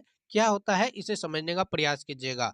अफेजिया के अंतर्गत क्या आता है साथियों, इसे आप लोग अच्छे से समझने का प्रयास कीजिए क्योंकि आपके एग्जाम में पूछे जाएंगे। अफेजिया के कारण सुनने, समझने और बात करते समय भाषा के प्रयोग में समस्या आती है।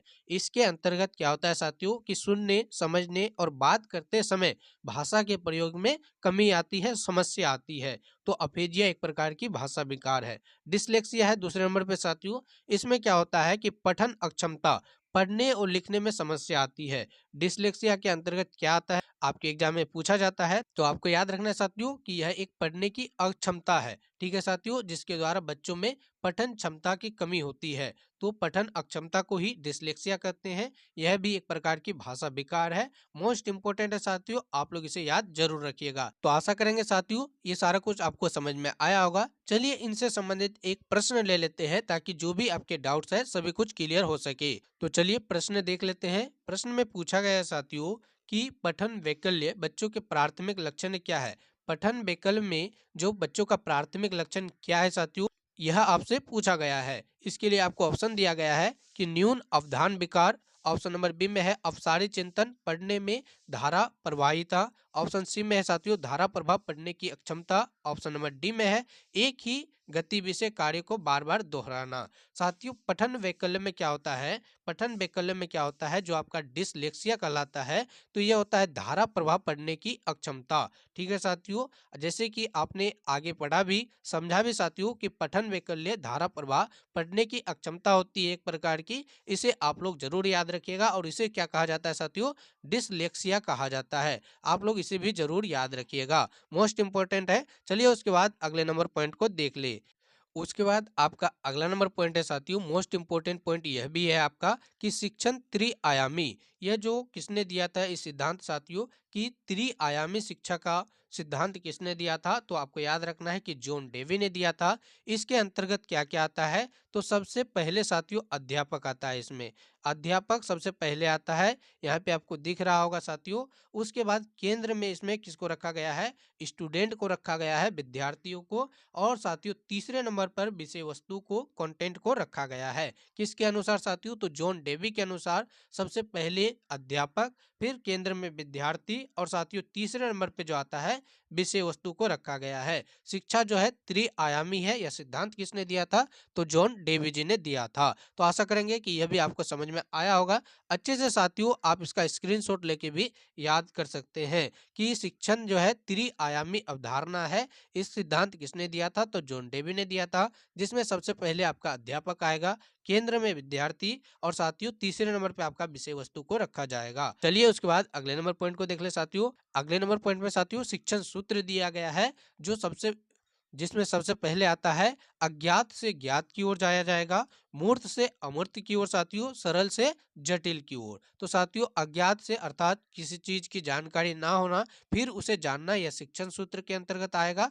मूर्त से अमूर्त की ओर, बच्चा साथियों जो एक बच्चा होता है साथियों सबसे पहले मूर्त चीजों को सीखता है, मूर्त चीजों को देख देख के सीखता है साथियों। मूर्त क्या होती है? तो किसी वस्तु का साथियों चित्र बनाकर उसे देखकर समझाना पढ़ाना, वो आपकी मूर्त अवस्था हो गई। वही अमूर्त साथियों जैसे कि बिना वस्तु को दिखाए, बिना वस्तु को स्पर्श किए साथियों उसके बारे में पढ़ाना, यह आपकी अमूर्त अवस्था हो गई। तो साथियों अमूर्त अवस्था में क्या होता है कि बिना उस चित्र को दिखाए बच्चों को समझाना। तो सबसे पहले एक शिक्षक के रूप में आपको मूर्त अवस्था में बच्चों को समझाना है, बच्चों को पढ़ाना है, ठीक है साथियों।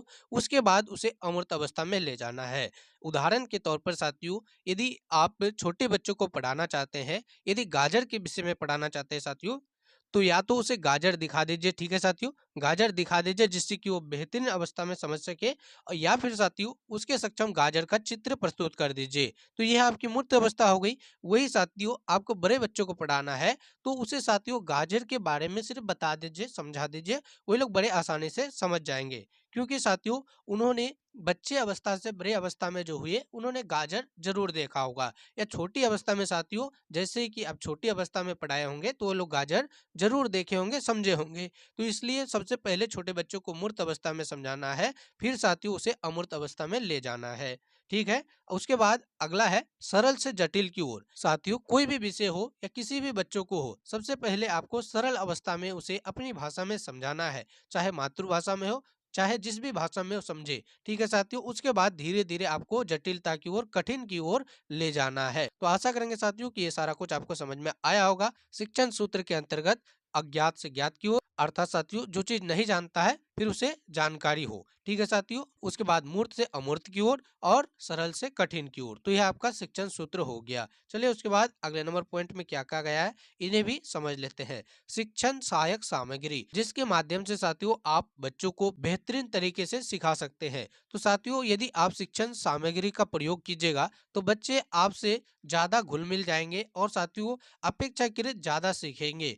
क्योंकि आप जब भी सामग्री का इस्तेमाल करते हैं तो इससे साथियों बच्चों में जिज्ञासा पैदा होती है, और वो साथियों जिज्ञासु होकर ललक पैदा करते हैं किसी भी चीज को समझने के लिए, सीखने के लिए। तो क्या क्या होता है चलिए देख लेते हैं। दृश्य सामग्री, दृश्य सामग्री के लिए आप चार्ट पेपर का इस्तेमाल कर सकते हैं या किसी भी चार्ट का इस्तेमाल कर सकते हैं। श्रव्य सामग्री अर्थात सुनने के लिए साथियों आप रेडियो, इस प्रकार की साथियों चीजों का इस्तेमाल कर सकते हैं सुनने के लिए, ठीक है साथियों। दृश्य श्रव्य सामग्री अर्थात जिसमें कि देख भी सके, सुन भी सके, तो उसमें टीवी का इस्तेमाल कर सकते हैं, दूरदर्शी का इस्तेमाल कर सकते हैं साथियों।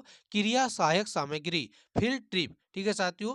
यदि आपको पर्यावरण अध्ययन करवाना है तो आप उन्हें फील्ड ट्रिप के माध्यम से बेहतरीन तरीके से सिखा सकते हैं। चाहे आप चिड़ियाघर उन्हें घुमा दीजिए साथियों, या फिर किसी भ्रमण वाले स्थान पे ले चले जाइए, जिससे कि वे लोग बेहतरीन तरीका से सीख पाए। पर्यावरण से संबंधित बातों को समझाने के लिए साथियों सबसे महत्वपूर्ण जो है आपका फील्ड ट्रिप है, क्योंकि इसके माध्यम से बच्चे बेहतरीन तरीके से सीख पाएंगे।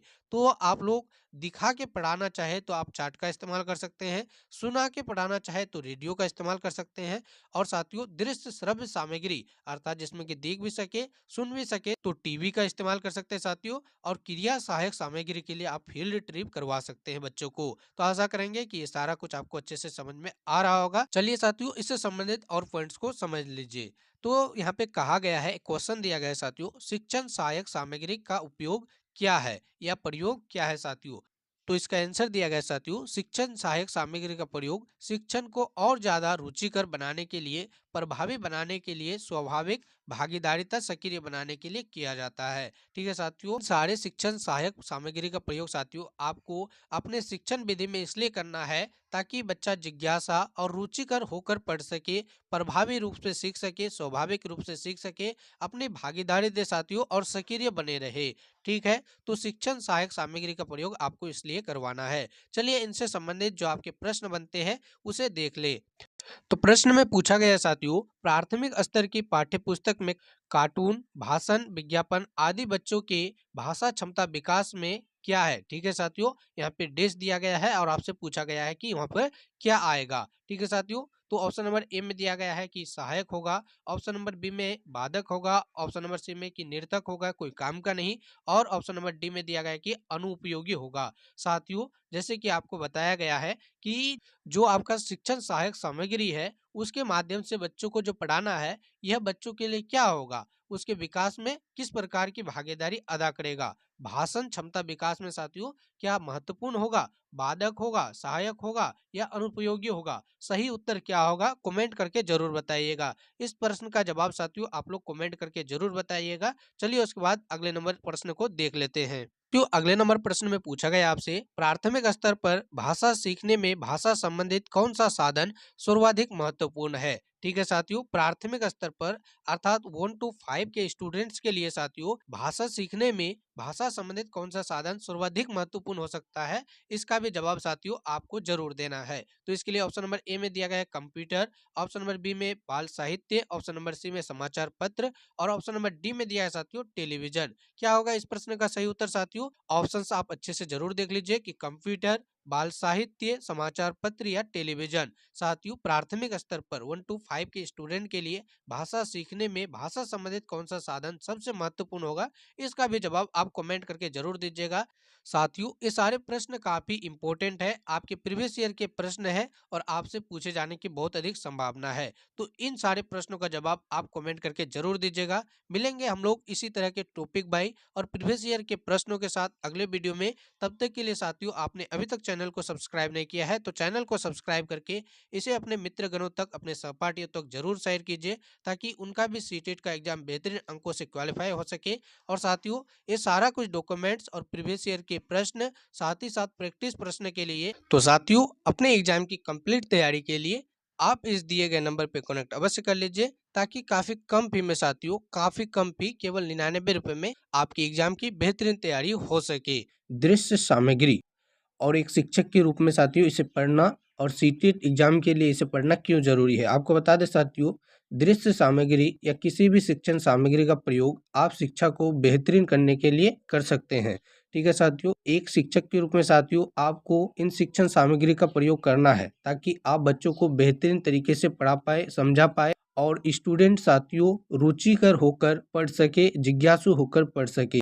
जब आप शिक्षण सामग्री का प्रयोग करते हैं तो बच्चों में क्या होती है साथियों, रुचि पैदा होती है जिससे वे बेहतरीन तरीके से सीखते हैं और साथियों शिक्षा में रुचि लेते हैं। इसी प्रकार से आपको दिया गया है कि दृश्य सामग्री जिसका कि आप लोग उपयोग कर सकते हैं। तो आपका सबसे पहले श्यामपट हो सकता है अर्थात ब्लैक बोर्ड हो सकता है। ठीक है साथियों, दूसरा नंबर में पाठ्य पुस्तक जिसमें सभी कुछ दर्शाया होता है साथियों, चित्रों के माध्यम से भी आपको दिखाया जाता है। तो दृश्य सामग्री के रूप में आप उसमें दिए गए चित्रों का भी उपयोग कर सकते हैं। उसके बाद चार्ट पेपर हो सकता है साथियों और साथ ही साथ मानचित्र, मानचित्र भी दृश्य सामग्री के अंतर्गत ही आएगा।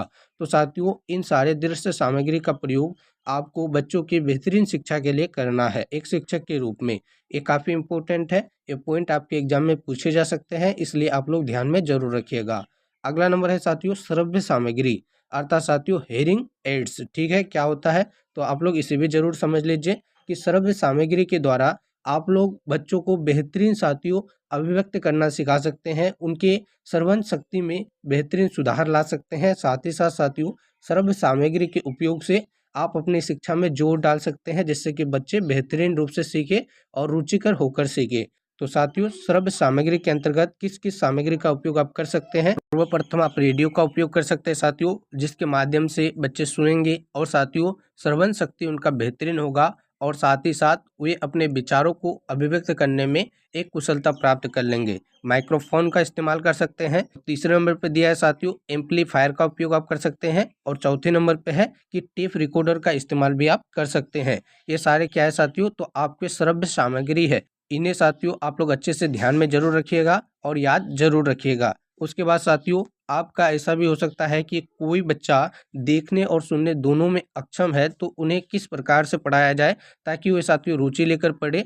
तो दृश्य श्रव्य सामग्री आपका क्या हो जाएगा कि फिल्म प्रोजेक्टर के माध्यम से साथियों बच्चे देखेंगे भी और सुनेंगे भी, जिससे कि वे लोग अभिव्यक्त और साथियों श्रवण शक्ति दोनों में सुधार ला सकते हैं। तो इसमें आप लोग फिल्म प्रोजेक्टर का इस्तेमाल कर सकते हैं, टेलीविजन अर्थात टीवी का इस्तेमाल कर सकते हैं और साथियों चलचित्र का इस्तेमाल भी आप लोग कर सकते हैं, जिसके माध्यम से बच्चे सुनेंगे भी और देख देख के सीखेंगे भी।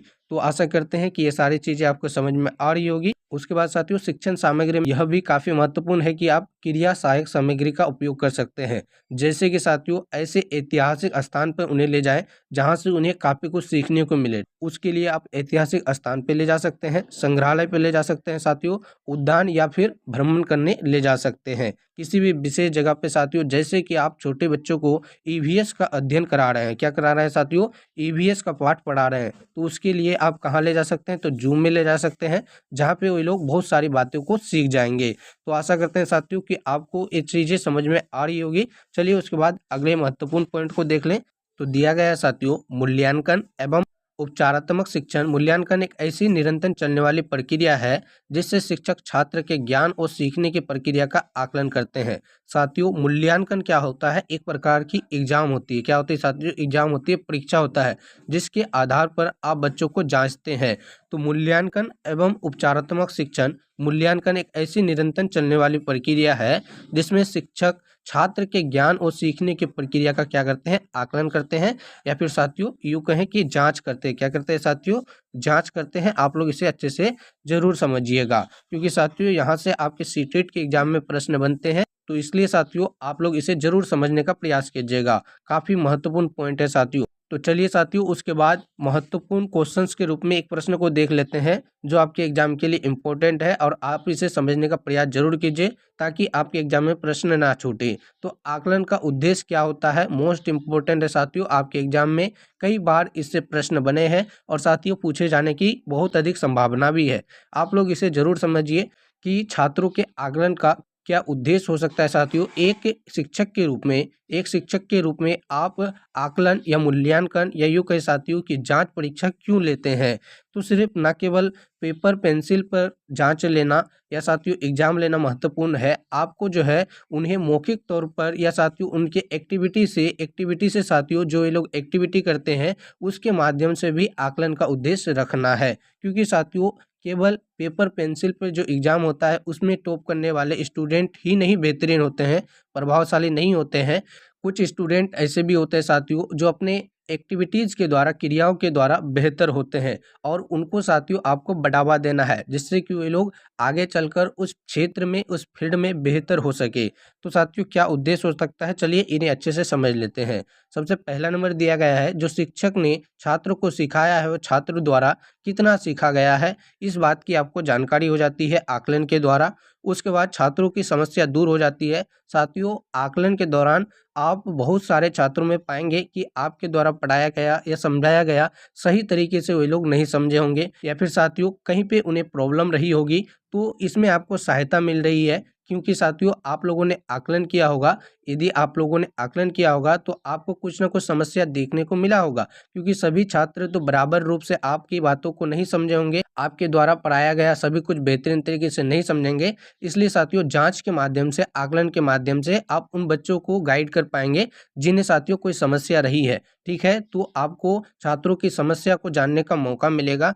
और तीसरे नंबर पर उद्देश्य दिया गया साथियों, छात्रों की योग्यता का आपको पता चलेगा, उनकी रुचि का पता चलेगा साथियों कि किस क्षेत्र में वे लोग अधिक रुचि लेते हैं, उनके कुशलताओं का पहचान कर सकेंगे, और साथियों उनके अनुसार शिक्षण विधि को भी तैयार कर सकेंगे। साथियों वे कहाँ पे कमजोर है, कहाँ वही लोग रुचि ले रहे हैं, सभी चीज़ों की जानकारी आपको आकलन के द्वारा हो जाएगी। इसलिए साथियों आकलन के 3 महत्वपूर्ण उद्देश्यों को आप लोग ध्यान में जरूर रखिएगा। इनसे प्रश्न बने तो आपसे नहीं छूटने चाहिए। मोस्ट इम्पोर्टेंट यह भी पॉइंट है साथियों, आपके एग्जाम में पूछा गया है। उसके बाद चलिए आकलन के विधियों को देख लेते हैं। आकलन के 2 प्रकार होते हैं साथियों। मूल्यांकन या आकलन एक ही चीज है जिसे आप लोग जांच परीक्षा भी कर सकते हैं। ठीक साथियों, यह जांच परीक्षा केवल पेपर पेंसिल पर ही नहीं बल्कि उनके एक्टिविटियों पर, उनके अदाओं पर, उनके हरकतों पर, उनके रुचि लेने वाले क्षमताओं पर साथियों, उनके कौशलों पर भी ध्यान रखना है। ना कि केवल पेपर पेंसिल में होने वाली परीक्षा ही जांच परीक्षा कहलाएगी, आकलन कहलाएगा। तो साथियों मूल्यांकन आप 2 प्रकार से कर सकते हैं। एक जो है साथियों आकलन है और दूसरा मापन है। ठीक है साथियों, आकलन जैसे कि आपने समझा कि आकलन का उद्देश्य क्या क्या हो सकता है, और मापन साथियों यह जो है माप होती है एक प्रकार की, एक निश्चित साथियों अंकों को लाना, यह आपका मापन हो गया कि कितने प्रतिशत या कितने अंकों तक छात्र पहुंच पा रहे हैं। जैसे कि 100 अंक का परीक्षा है तो बच्चे उसमें कितने कौशलता हासिल किए हैं। आकलन क्या होता है साथियों, तो आकलन उनके द्वारा हरकतों, उनके द्वारा किया गया क्रियाओं और साथियों इसमें सभी कुछ सम्मिलित होती है। तो मापन और आकलन आपको अच्छे से समझ में आया होगा। चलिए इन्हें और अच्छे से समझने का प्रयास करते हैं। तो आकलन अर्थात असेसमेंट में यह देखते हैं कि बच्चे कैसे सीखता है। ठीक है साथियों, आकलन में यह देखा जाता है कि बच्चे किस प्रकार से रुचि लेकर, किस प्रकार से ध्यान देकर और किन किन क्षेत्रों में साथियों सीखते हैं। तो यह आपको आकलन के द्वारा जानने को मिलता है। वही मापन में क्या होता है साथियों, यह देखते हैं कि बच्चे ने कितने प्रतिशत सीखा। तो जैसे कि आपको बताया भी गया कि साथियों मापन में बच्चे ने कितने प्रतिशत सीखा, यह चीज आपको जानकारी होती है। उसके बाद साथियों अगला नंबर पॉइंट में दिया गया है आकलन और मापन दोनों मूल्यांकन का हिस्सा है। मोस्ट इंपोर्टेंट है कि आकलन और मापन साथियों दोनों किसका हिस्सा है, तो यह दोनों मूल्यांकन के हिस्सा है, अर्थात साथियों आपके जांच की हिस्सा है। तो इसे भी आप लोग जरूर याद रखिएगा, आकलन और मापन दोनों किसका हिस्सा है, तो मूल्यांकन का हिस्सा है। उसके बाद साथियों एक पॉइंट यहाँ पे मोस्ट इंपोर्टेंट दिया गया है कि निदानात्मक परीक्षण। यह पॉइंट साथियों काफी इंपॉर्टेंट है क्योंकि सीटेट के एग्जाम में प्रत्येक बार साथियों जितनी भी बार सीटेट अपने एग्जाम कंडक्ट करवाए हैं उसमें यह प्रश्न जरूर पूछा गया है निदानात्मक परीक्षण से संबंधित साथियों। तो इसलिए आप लोग इसे जरूर समझिए, इनकी बातों को जरूर समझिए साथियों, इनके विचार को जरूर समझिए कि निदानात्मक परीक्षण क्या होता है साथियों। चलिए समझने का प्रयास करते हैं। आप लोग ध्यान से वीडियो को जरूर देखिए साथियों, वीडियो पर कंटिन्यू जरूर रहिए ताकि आपकी तैयारी बेहतरीन हो सके। और आपने अभी तक हमारे चैनल को सब्सक्राइब नहीं किया है तो चैनल को सब्सक्राइब जरूर कीजिए। और साथियों वीडियो पसंद आ रही होगी तो वीडियो को लाइक जरूर कीजिए, इसे अपने दोस्तों तक शेयर जरूर कीजिए जो भी आपके सीटेट परीक्षा की तैयारी कर रहे हैं। और साथ ही साथ साथियों कमेंट करके अपना फीडबैक जरूर दीजिए। उसके अलावा साथियों आप अपने एग्जाम की तैयारी कितने अंकों को टारगेट में रखकर कर रहे हैं उसकी भी जानकारी कमेंट बॉक्स में जरूर दीजिए ताकि साथियों उसी प्रकार से आप अपनी तैयारी को जारी रख सके और मेहनत भी जारी रख सके। तो कमेंट करके जरूर बताइएगा साथियों कि कितने अंकों का टारगेट रखकर आप अपने परीक्षा की तैयारी कर रहे हैं। साथियों हमेशा टारगेट आपका बड़ा होना चाहिए क्योंकि आप उसी हिसाब से अपनी परीक्षा की तैयारी करें और उस टारगेट को प्राप्त कर सके। तो कमेंट जरूर कीजिएगा साथियों। चलिए हम लोग देख लेते हैं साथियों निदानात्मक परीक्षण।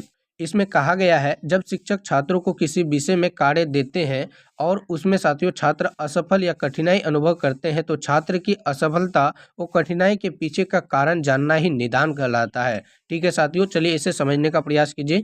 साथियों यदि आप किसी स्टूडेंट को कोई कार्य देते हैं, क्या देते हैं साथियों, कार्य देते हैं, तो उसमें साथियों यदि छात्र असफल हो जाते हैं अर्थात कार्य उनसे पूरा नहीं होता है या फिर उन्हें साथियों कठिनाई का अनुभव होता है तो किस वजह से या किस कारण से उन्हें कठिनाई का अनुभव हुआ या कौन से कारण रहे जिसके कारण वे काम को करने में सक्षम नहीं हो पाए, कार्य पूरा उनसे नहीं हो पाया साथियों, यही चीज जानना साथियों आपका निदान कहलाता है जिसे हम लोग निदानात्मक परीक्षण करते हैं। ठीक है साथियों, तो किसी भी कार्य में असफलता या साथियों कठिनाई का अनुभव करने वाले कारकों की पहचान करना निदान कहलाता है आपका। आशा करते हैं कि आपको समझ में आया होगा।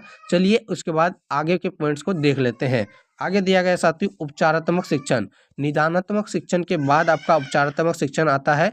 काफ़ी इम्पोर्टेंट है। आपसे पूछा जाएगा साथियों कि निदानात्मक शिक्षण पहले आता है या फिर उपचारात्मक शिक्षण, तो हमेशा साथियों निदानात्मक शिक्षण के बाद ही उपचारात्मक शिक्षण आएगा, क्योंकि सर्वप्रथम साथियों आपको जानना होगा कि बच्चों को कहाँ समस्या आ रही है, कहाँ पे उनको कठिनाई का अनुभव हो रहा है, उसके बाद ही उसका उपचार आप कर पाएंगे। ठीक है साथियों, एक डॉक्टर का उदाहरण ले लीजिए। सबसे पहले डॉक्टर यदि जानेगा नहीं कि मरीज को बीमारी क्या है, उसके बाद ही तो साथियों उसका उपचार करेगा। इसलिए सबसे पहले निदान अर्थात बीमारी की खोज कीजिए, उसके बाद उसका उपचार कीजिए। आप डॉक्टर के उदाहरण से इस बातों को समझ सकते हैं और साथियों इस क्रम को भी याद रख सकते हैं कि हमेशा निदानात्मक शिक्षण के बाद ही साथियों उपचारात्मक शिक्षक आएगा। तो आशा करते हैं कि यह चीज़ भी आपको समझ में आया होगा। चलिए उसके बाद अगले नंबर पॉइंट्स को देख लें। तो अगला नंबर पॉइंट्स में दिया गया साथियों, जब शिक्षक बच्चों की कमियों को दूर करके दोबारा से शिक्षण करवाता है तो वह उपचारात्मक शिक्षण कहलाता है। ठीक है साथियों, तो आपको समझ में आ गया होगा। डॉक्टर का उदाहरण लेके साथियों बड़ी आसानी से आपको समझ में आया होगा। सबसे पहले क्या होगा साथियों, बीमारी की जांच होगी, अर्थात बीमारी का पता लगाया जाएगा, जिसको हम लोग क्या कहते हैं, निदान करते हैं साथियों। बीमारी या कठिनाई का पता लगा जाएगा। उसके बाद साथियों उस निदान को अर्थात कठिनाई को या जो भी साथियों प्रॉब्लम है उसको सोल्व करने के लिए आप लोग क्या करेंगे, उपचार करेंगे, जिसे कि उपचारात्मक शिक्षण कहते हैं। उसके बाद साथियों एक महत्वपूर्ण बिंदु आपको दिया गया है नोट के रूप में, इसे जानना काफ़ी इंपॉर्टेंट है। इसे साथियों आप लोग नोट जरूर कीजिएगा। और आपको बता दें साथियों, इन सारे पीडीएफ को लेने के लिए अपने सीटेट जुलाई 2025 की कंप्लीट तैयारी के लिए काफ़ी कम फी में साथियों केवल 99 रुपये में, चाहे आपका पेपर 1 हो या फिर पेपर 2 हो, अपनी संपूर्ण तैयारी के लिए साथियों आप इस दिए गए नंबर पर कनेक्ट अवश्य कर लीजिए। काफ़ी कम फी केवल 99 रुपये में आपके पेपर की संपूर्ण तैयारी करवाई जाएगी, चाहे आपका पेपर 1 हो या फिर पेपर 2 हो। तो साथियों सीटेट जुलाई 2025 में बेहतरीन अंकों के लिए 130 प्लस अंकों के लिए साथियों आप इस दिए गए नंबर पर कनेक्ट अवश्य कर लीजिए, ताकि काफ़ी कम फी 99 रुपये में आपको प्रत्येक सब्जेक्ट के topic by theory, previous year के प्रश्न और साथ ही साथ प्रैक्टिस के प्रश्न मिल सके, जिससे साथियों आप लोग अपनी तैयारी में जोर डाल सके और अपने परीक्षा में बेहतरीन अंकों के लिए साथियों आप अपने को तैयार कर पाए। तो चलिए उसके बाद नोट में क्या दिया गया है देख लेते हैं। यह भी पॉइंट काफ़ी इंपॉर्टेंट है, जिसे जानना आपके लिए काफ़ी महत्वपूर्ण है। तो साथियों दिया गया है, निदान के बाद उपचारात्मक शिक्षण किया जाता है। तो सर्वप्रथम निदानात्मक शिक्षण होगा, जिसमें साथियों आपको सबसे पहले प्रॉब्लम का पता लगाना है। क्या करना है साथियों, प्रॉब्लम का पता लगाना है, उसके बाद उसका उपचार करना है। तो हमेशा निदानात्मक के बाद ही उपचारात्मक आएगा, आपको याद रखना है। उसके बाद एक पॉइंट और दिया गया है कि उपलब्धि परीक्षण। उपलब्धि परीक्षण क्या होता है साथियों, चलिए इन्हें भी अच्छे से समझ लेते हैं। तो इस परीक्षा का प्रमुख उद्देश्य यह अनुमान लगाना होता है कि शिक्षण कार्यक्रम से शिक्षार्थी ने क्या सीखा। ठीक है साथियों, उपलब्धि अर्थात आपने किसी भी कार्य में या किसी भी साथियों अध्याय में कितनी कुशलता प्राप्त की, कितनी उपलब्धि प्राप्त की, यही आपका उपलब्धि परीक्षण है, जिसके माध्यम से साथियों आप क्या करते हैं, अनुमान लगाते हैं कि छात्रों ने कितना प्रतिशत या कितना सीखा। ठीक है साथियों, अर्थात उन्होंने कितनी उपलब्धि हासिल की। उसके बाद दिया गया है भाषा कौशल को यहाँ तक सीख पाया और उसके आधार पर भाषा प्रयोग किस हद तक उपयोगी ढंग से कर पाया आदि। ठीक है साथियों, उपलब्धि परीक्षण भी काफ़ी इजी है, आपको बड़ी ही आसानी से समझ में आ गया होगा कि किसी भी कार्य में या किसी भी साथियों क्षेत्र में कोई भी छात्र कितना प्रतिशत या कितना उपलब्धि हासिल किया साथियों, यह आपका उपलब्धि परीक्षण के अंतर्गत आ जाएगा। तो इसे समझना भी काफ़ी ज़्यादा मुश्किल नहीं है, आपको आसानी से समझ में आ गया होगा। यदि साथियों कोई भी डाउट रहता है तो कमेंट करके जरूर पूछिए, ताकि रिप्लाई के माध्यम से आपकी समस्या का समाधान हो सके। तो आशा करेंगे कि उपलब्धि परीक्षण भी आपको अच्छे से समझ में आ गया होगा। चलिए उसके बाद दक्षता परीक्षण क्या होता है, इसे भी समझ लेते हैं। दक्षता परीक्षण भी साथियों काफ़ी इंपॉर्टेंट है, आप लोग इसे ध्यान में जरूर रखिए। दक्षता अर्थात साथियों महारत या फिर यूँ कहें साथियों मास्टरी हासिल करना। ठीक है, दक्षता परीक्षण क्या होता है, इसमें यह जाना जा सकता है कि शिक्षार्थी शिक्षण विषय को कहाँ तक समझ पाया और भाषा कौशल में उसकी दक्षता या प्रवीणता स्तर कितना है। ठीक है साथियों, दक्षता परीक्षण में क्या होता है कि कोई भी कार्य में यदि आप कोई भी कार्य छात्रों को देते हैं, कोई भी कार्य या साथियों कोई भी विषय से प्रश्न देते हैं, तो उसमें बच्चे कितने दक्ष हो गए, कितने साथियों महारत हासिल कर ली, इस बात की जानकारी आपको दक्षता परीक्षण में होती है। तो ये सारे परीक्षण आप लोग अच्छे से जरूर याद रखिएगा साथियों, ताकि आपके एग्जाम में यहाँ से प्रश्न बने तो आपसे ना छूटे। सबसे पहले निदानात्मक परीक्षण, फिर साथियों उपचारात्मक परीक्षण, उसके बाद उपलब्धि परीक्षण और साथियों उसके बाद क्या है कि दक्षता परीक्षण। उसके बाद एक और परीक्षण दिया गया है कि अभिरुचि परीक्षण। तो अभिरुचि का अर्थ है साथियों कि रुचि लेकर पढ़ना, अर्थात कोई भी छात्र किसी विषय में या किसी क्षेत्र में साथियों कितना रुचि ले रहे हैं, इस बात की जांच से साथियों आपका अभिरुचि परीक्षण कहलाता है। तो चलिए इससे संबंधित पॉइंट्स को देख लें कि अभिरुचि परीक्षण के अंतर्गत क्या क्या आता है। इसमें यह पता लगाया जाता है कि शिक्षार्थी भाषा सीखने के लिए उपयुक्त अभिरुचि रखता है अथवा नहीं रखता है। ठीक है साथियों, अभिरुचि परीक्षण के अंतर्गत आप किस बात की जानकारी रखेंगे कि बच्चे जो है साथियों अभिरुचि रखते हैं या फिर नहीं रखते हैं। यदि साथियों उन्हें अभिरुचि नहीं आ रही है, अर्थात किसी विषय में रुचि नहीं आ रही है, तो किस प्रकार से आपको अगले मेथड का उपयोग करना है, अगले विधि का उपयोग करना है। ठीक है साथियों, जब तक आप अभिरुचि परीक्षण के द्वारा बच्चों से यह नहीं जानेंगे कि साथियों बच्चे किस क्षेत्र में अधिक रुचि ले रहे हैं, तब तक आपके पढ़ाने का कोई औचित्य नहीं रह जाएगा।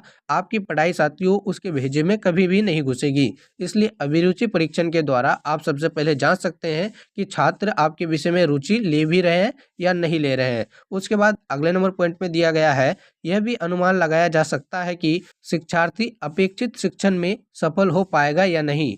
आप साथियों अभिरुचि परीक्षण के द्वारा इस बात की भी जानकारी हासिल कर सकते हैं कि जो शिक्षार्थी है अपेक्षित शिक्षण में सफल हो पाएंगे या नहीं। यदि साथियों छात्र रुचि नहीं ले रहे हैं, तो इसका क्या अर्थ हुआ कि छात्र को उस विषय में कोई भी इंटरेस्ट नहीं है और उस विषय में साथियों वो लोग महारत हासिल नहीं कर पाएंगे और साथियों बहुत ज्यादा सफलता उस विषय में प्राप्त नहीं कर पाएंगे। इसलिए अभिरुचि परीक्षण भी आपको करते रहना है, जिससे कि आपको इस बात की जानकारी होती रहे कि छात्र रुचि ले रहे हैं या नहीं ले रहे हैं। यदि साथियों छात्र आपके विषय में रुचि नहीं ले रहे हैं, तो आप किसी अगले विधि का उपयोग कर सकते हैं, जिसके माध्यम से कि हो सके छात्र रुचि लेने लगे और साथियों छात्र हर तरीके से आपके विषय में क्या हो जाए, कुशल हो जाए और उनका साथियों कहीं भी प्रॉब्लम ना हो। तो अभिरुचि परीक्षण भी काफी महत्वपूर्ण है। उसके बाद अगला नंबर पॉइंट दिया गया साथियों, इसके लिए यह आवश्यक नहीं है कि शिक्षार्थी को लक्ष्य विषय का पूर्व ज्ञान हो, किंतु दक्षता परीक्षण के लिए लक्ष्य विषय का ज्ञान होना आवश्यक है। साथियों अभिरुचि परीक्षण के अंतर्गत यह आवश्यक नहीं है कि शिक्षार्थी को साथियों लक्ष्य विषय का पूर्व से ही ज्ञान हो, किंतु साथियों दक्षता परीक्षण के लिए लक्ष्य विषय का ज्ञान होना आवश्यक है। तो इस बात की भी जानकारी आपको रखनी है साथियों, ताकि साथियों आपके समझ पे आधारित जो भी प्रश्न आपके सीटेट में पूछे जाते हैं आपसे ना छूटे। तो आशा करेंगे साथियों आपको ये सारा कुछ समझ में आया होगा। चलिए इनसे संबंधित एक क्वेश्चंस ले लेते हैं, ताकि साथियों आपके जो भी डाउट रहे और साथियों आपको इस बात की भी जानकारी हो कि इनसे संबंधित किस प्रकार के प्रश्न हमारे एग्जाम में पूछे जाते हैं। क्वेश्चंस के बाद साथियों आपका सभी कुछ डाउट क्लियर हो जाएगा। तो चलिए साथियों क्वेश्चंस को देख लेते हैं। तो प्रश्न में दिया गया साथियों कि प्राथमिक स्तर पर बच्चों की भाषा का आकलन करने का उद्देश्य है। क्या उद्देश्य है साथियों? तो इसके लिए ऑप्शन नंबर ए में दिया गया है कि उसकी पाठन क्षमता का आकलन करना। ऑप्शन नंबर बी में दिया गया है उसके भाषा प्रयोग की क्षमता का आकलन करना। और ऑप्शन नंबर सी में दिया गया है उसकी लेखन क्षमता का आकलन करना। और डी में दिया गया साथियों उसकी बोलने की कुशलता का आकलन करना। साथियों प्राथमिक स्तर पर बच्चों की भाषा आकलन का उद्देश्य क्या हो सकता है?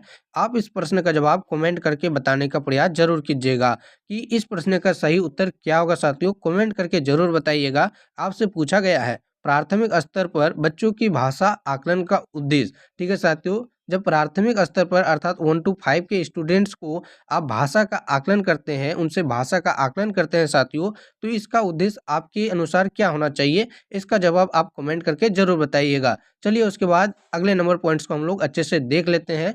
यदि साथियों आपको इस प्रश्न का उत्तर नहीं पता तो कमेंट करके पूछ भी सकते हैं, ताकि रिप्लाई के माध्यम से हम आपको सही उत्तर बता पाए और आपको उसका साथियों सटीक जानकारी हो पाए। चलिए उसके बाद अगले नंबर पॉइंट्स को देख लें।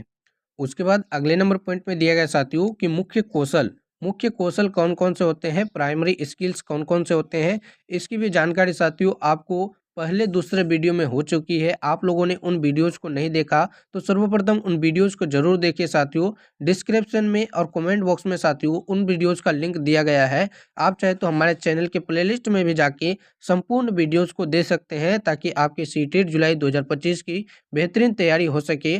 और साथ ही साथ साथियों आपको बता दें सीटेट संबंधित सभी कुछ जानकारी सबसे पहले पाने के लिए और फ्री पीडीएफ पाने के लिए साथियों हमारे व्हाट्सएप चैनल का लिंक डिस्क्रिप्शन में दिया गया है और टेलीग्राम चैनल का लिंक डिस्क्रिप्शन में दिया गया साथियों। आप उनसे जरूर जुड़ जाइए, ताकि सभी कुछ जानकारी आपको सबसे पहले हो सके और जितने भी साथियों फ्री मटेरियल्स आपको दिए जाते हैं, जितने भी फ्री पीडीएफ प्रोवाइड कराए जाते हैं सीटेट से संबंधित आपकी तैयारी को बेहतरीन करने के लिए, आप उनका लाभ उठा पाए। तो साथियों यहाँ पे सुनना कौशल आपका मुख्य कौशल है, बोलना मुख्य कौशल है। उसके बाद साथियों लिखना और पढ़ना आपके 4 मुख्य कौशल है। लिखना और पढ़ना ये आपके 4 मुख्य कौशल है। साथियों इसे आप लोग शुभोपली के नाम से भी जानते हैं।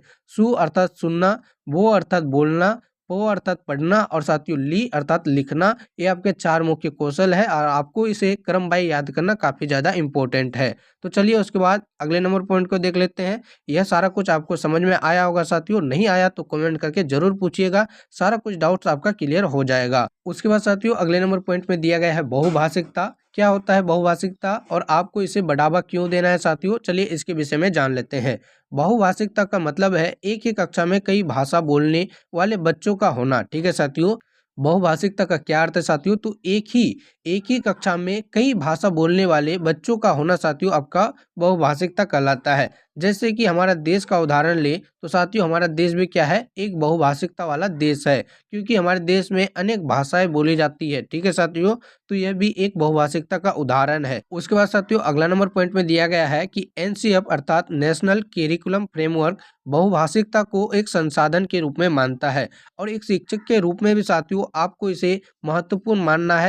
संसाधन के रूप में मानना है साथियों, इसे महत्वपूर्ण मानना है, क्योंकि आपके कक्षा में साथियों एक शिक्षक के नाते आप मान सकते हैं जब एक से ज्यादा भाषा बोलने वाले छात्र रहेंगे साथियों, अनेक भाषा बोलने वाले छात्र रहेंगे तो क्या होगा, इससे एक दूसरे को साथियों दूसरी भाषाओं का ज्ञान हो जाएगा। कुछ बातें ऐसी होती है साथियों जो सभी भाषाओं में प्रचलित नहीं होती है, तो वे बातें वे लोग आपस में सीख जाएंगे साथियों, जो साथियों उसके विकास में महत्वपूर्ण भागीदारी अदा करेगी और उसके ज्ञान अर्जन में साथियों महत्वपूर्ण होगा। तो साथियों अनेक भाषाओं का ज्ञान होना अर्थात बहुभाषिकता को आपको हमेशा महत्वपूर्ण मानना है। कभी भी साथियों इसे नेगेटिव में नहीं लेना है, हमेशा इसे पॉजिटिव में लेना है। इससे संबंधित आपकी परीक्षा में यदि प्रश्न बने तो साथियों जो भी बहुभाषिकता के पक्ष में होगा वही ऑप्शन आप टिक करके आएंगे साथियों, क्योंकि सीटेट एग्जाम आपके समझ पे आधारित होता है। ये सारे पॉइंट्स आपके समझ के लिए है साथियों, ना कि रटने के लिए। आप रट के साथियों जाएंगे तो कोई भी आपको देखने को नहीं मिलेगा आपके परीक्षा में, लेकिन यदि आप इन पॉइंट्स को, जो भी पॉइंट्स है साथियों सभी कुछ महत्वपूर्ण पॉइंट्स है, समझ लेते हैं तो इनसे बनने वाले प्रत्येक प्रश्न का समाधान आप करके आएंगे। तो एनसीएफ भी साथियों बहुभाषिकता को बढ़ावा देता है और आपको भी हमेशा इसे इम्पोर्टेंट मानना है। उसके बाद तीसरे नंबर पॉइंट में दिया गया साथियों बहुभाषिक कक्षा में बच्चों की मातृभाषा को संसाधन के रूप में प्रयोग किया जाता है। मातृभाषा क्या होती है साथियों, इसकी भी जानकारी हम लोगों ने बेसिक वीडियोस में दे दी है, आप लोग उस वीडियो को जरूर देखिएगा ताकि साथियों बेसिक बातों की आपको जानकारी हो सके। एक बार और समझा दे साथियों आपको कि मातृभाषा वो भाषा होती है जिसे हम लोग सर्वप्रथम सीखते हैं अपने साथियों घर परिवार से, अपने आस पड़ोस से जो भाषा सीखते हैं वही हमारी मातृभाषा कहलाती है। तो मातृभाषा को भी साथियों आपको इम्पोर्टेंट मानना है, इसे हमेशा क्या देना है साथियों, बढ़ावा देना है। बच्चों को सबसे पहले जो ज्ञान देना है साथियों उसकी मातृभाषा में ही देनी है, जिससे बच्चों को साथियों अन्य भाषा अर्थात आपको एक उदाहरण देकर समझाने का प्रयास करते हैं। यदि कोई छात्र साथियों अर्थात 1 to 5 के स्टूडेंट की बात हो रही है साथियों, मगही क्षेत्र का रहने वाला है अर्थात साथियों उसके घर परिवार और उसके माता पिता मगही भाषा बोलते हैं, तो सबसे पहले वो छात्र भी कौन सी भाषा सीखेगा साथियों, मगही भाषा ही सीखेगा और यही मगही भाषा उसकी कौन सी भाषा कहलाएगी, मातृभाषा कहलाएगी। जब वो छात्र स्कूल में प्रवेश करेगा, अपने प्राथमिक कक्षा में प्रवेश करेगा साथियों, अपनी प्राथमिक कक्षा में प्रवेश करेगा और आप उसमें हिंदी भाषा थोपना चाहेंगे या अंग्रेजी भाषा थोपना चाहेंगे तो शिक्षा उसे एक प्रकार की बोझ लगेगी। ठीक है साथियों, पढ़ना उसके लिए क्या होगा, बोझ हो जाएगा। इसलिए आपका एनसीएफ और साथियों एनईपी चाहता है कि छात्रों को कभी भी दबाव देकर या साथियों उन पर बोझ बनाकर भाषा को या किसी भी चीज का ज्ञान नहीं देना है, जिससे कि वे लोग साथियों शिक्षा से धीरे धीरे दूर हो जाए। इसलिए साथियों आपका एनसीएफ भी कहता है कि बहुभाषिकता और मातृभाषा को आपको संसाधन के रूप में सबसे पहले उपयोग में लाना है। ठीक है, जिससे कि छात्र रुचिपूर्ण होकर साथियों यदि उस छात्र को मगही भाषा में ही प्राथमिक कक्षाओं में सिखाया जाएगा तो बच्चे क्या होगा, रुचि लेके सीखेगा और साथियों सभी चीज को बेहतरीन तरीके से समझ पाएगा। तो आशा करते हैं कि आपको ये चीज समझ में आई होगी। आपको हमेशा साथियों मातृभाषा और बहुभाषिकता को क्या देना है, प्राथमिकता देना है, जिससे कि बच्चे रुचि लेके सीखे और शिक्षा उन्हें बोझ ना लगे। तो आशा करते हैं कि आपको समझ में आ गया होगा। तो आशा करते हैं साथियों कि आपको सभी कुछ समझ में आया होगा। कोई भी डाउट रहता है तो कमेंट करके जरूर पूछिएगा। और साथियों हमारे व्हाट्सएप चैनल और टेलीग्राम चैनल से जरूर जुड़ जाइए ताकि आपको सीटेट संबंधित सभी कुछ जानकारी सबसे पहले हो सके। और उसके बाद साथियों आपके एग्जाम की संपूर्ण तैयारी के लिए सीटेट जुलाई 2025 की संपूर्ण तैयारी काफ़ी कम भी केवल 99 रुपये में करने के लिए, चाहे आपका पेपर 1 हो या फिर पेपर 2 हो, इस दिए गए नंबर पर साथियों कनेक्ट अवश्य कर लीजिए। तो उसके बाद साथियों हम लोग इससे संबंधित एक प्रश्न को ले लेंगे, एक क्वेश्चंस को ले लेंगे, ताकि आपका जो भी डाउट रहे साथियों सभी कुछ क्लियर हो सके और आपको पता भी चले कि प्रीवियस ईयर के प्रश्न आपसे किस प्रकार के पूछे गए हैं, इनसे किस प्रकार के प्रश्न बनते हैं। तो चलिए प्रश्न को ले लेते हैं। तो प्रश्न में दिया गया साथियों आपसे पूछा गया है, बहुभाषिकता हमारी पहचान भी है और हमारी देश का अभिन्न अंग भी है। ठीक है साथियों, तो किस किस का अभिन्न अंग है और क्या हमारी पहचान है, चलिए इसके ऑप्शंस को देख लीजिए आप ताकि बेहतरीन तरीके से समझ पाए। तो सभ्यता व संस्कृति की, और साथियों दूसरे नंबर पे दिया गया है सभ्यता व साहित्य की, तीसरे नंबर पे दिया गया है संस्कृत व साहित्य की, और चौथे नंबर पर अर्थात डी नंबर ऑप्शन में दिया गया है संस्कृति और चुनौतियों की अंग है। ठीक है साथियों, एक बार प्रश्न को पुनः समझ लीजिए कि बहुभाषिकता हमारी पहचान भी है। ठीक है साथियों, हमारे देश की पहचान भी है जैसे कि आपको बताया भी गया, और यह हमारी, तो क्या होगा साथियों इस देश में क्या होगा, ऑप्शन नंबर ए में सभ्यता दिया गया है, ऑप्शन नंबर बी में भी साथियों सभ्यता, ऑप्शन नंबर सी में संस्कृत और ऑप्शन नंबर डी में भी संस्कृत। तो साथियों हमारी सभ्यता और संस्कृति का अभिन्न अंग है। ऑप्शन नंबर ए आपका इस प्रश्न का बिल्कुल सही उत्तर हो जाएगा। आप लोग साथियों हमारे साथ साथ इस प्रश्न के आंसर को जरूर बताइएगा ताकि आपको प्रश्न अच्छे से समझ में आए। तो कमेंट बॉक्स में साथियों सभ्यता और संस्कृति जरूर लिखिएगा ताकि हम देख पाए साथियों कि आपने वीडियो को अंत तक देखा या नहीं, आपको सारी बातें समझ में आई या नहीं। तो सभ्यता संस्कृति को कमेंट करके जरूर बताइएगा। और सीटेट जुलाई 2025 की कंप्लीट तैयारी के लिए साथियों काफी कम भी केवल 99 रुपये में, चाहे आपका पेपर 1 हो या फिर पेपर 2 हो साथियों, जिसमें कि साथियों आपको प्रत्येक सब्जेक्ट के, ऑल सब्जेक्ट के साथियों topic wise theory, previous year के क्वेश्चन साथियों, जितने भी प्रीवियस ईयर के क्वेश्चन गए हैं सभी, और उसके बाद प्रैक्टिस के क्वेश्चन दिए जाते हैं। तो उसके लिए दिए गए नंबर पे कनेक्ट अवश्य कर लीजिए। और हम लोग मिलेंगे साथियों इसी प्रकार से प्रत्येक सब्जेक्ट के थ्योरी के साथ साथियों अगले वीडियो में। तब तक के लिए आपका बहुत बहुत धन्यवाद। चैनल को आपने अभी तक सब्सक्राइब नहीं किया है तो चैनल को सब्सक्राइब कर दीजिए, इसे अपने दोस्तों तक शेयर जरूर कीजिए साथियों, और वीडियो को भी लाइक जरूर कीजिएगा। तो मिलते हैं अगली वीडियो में।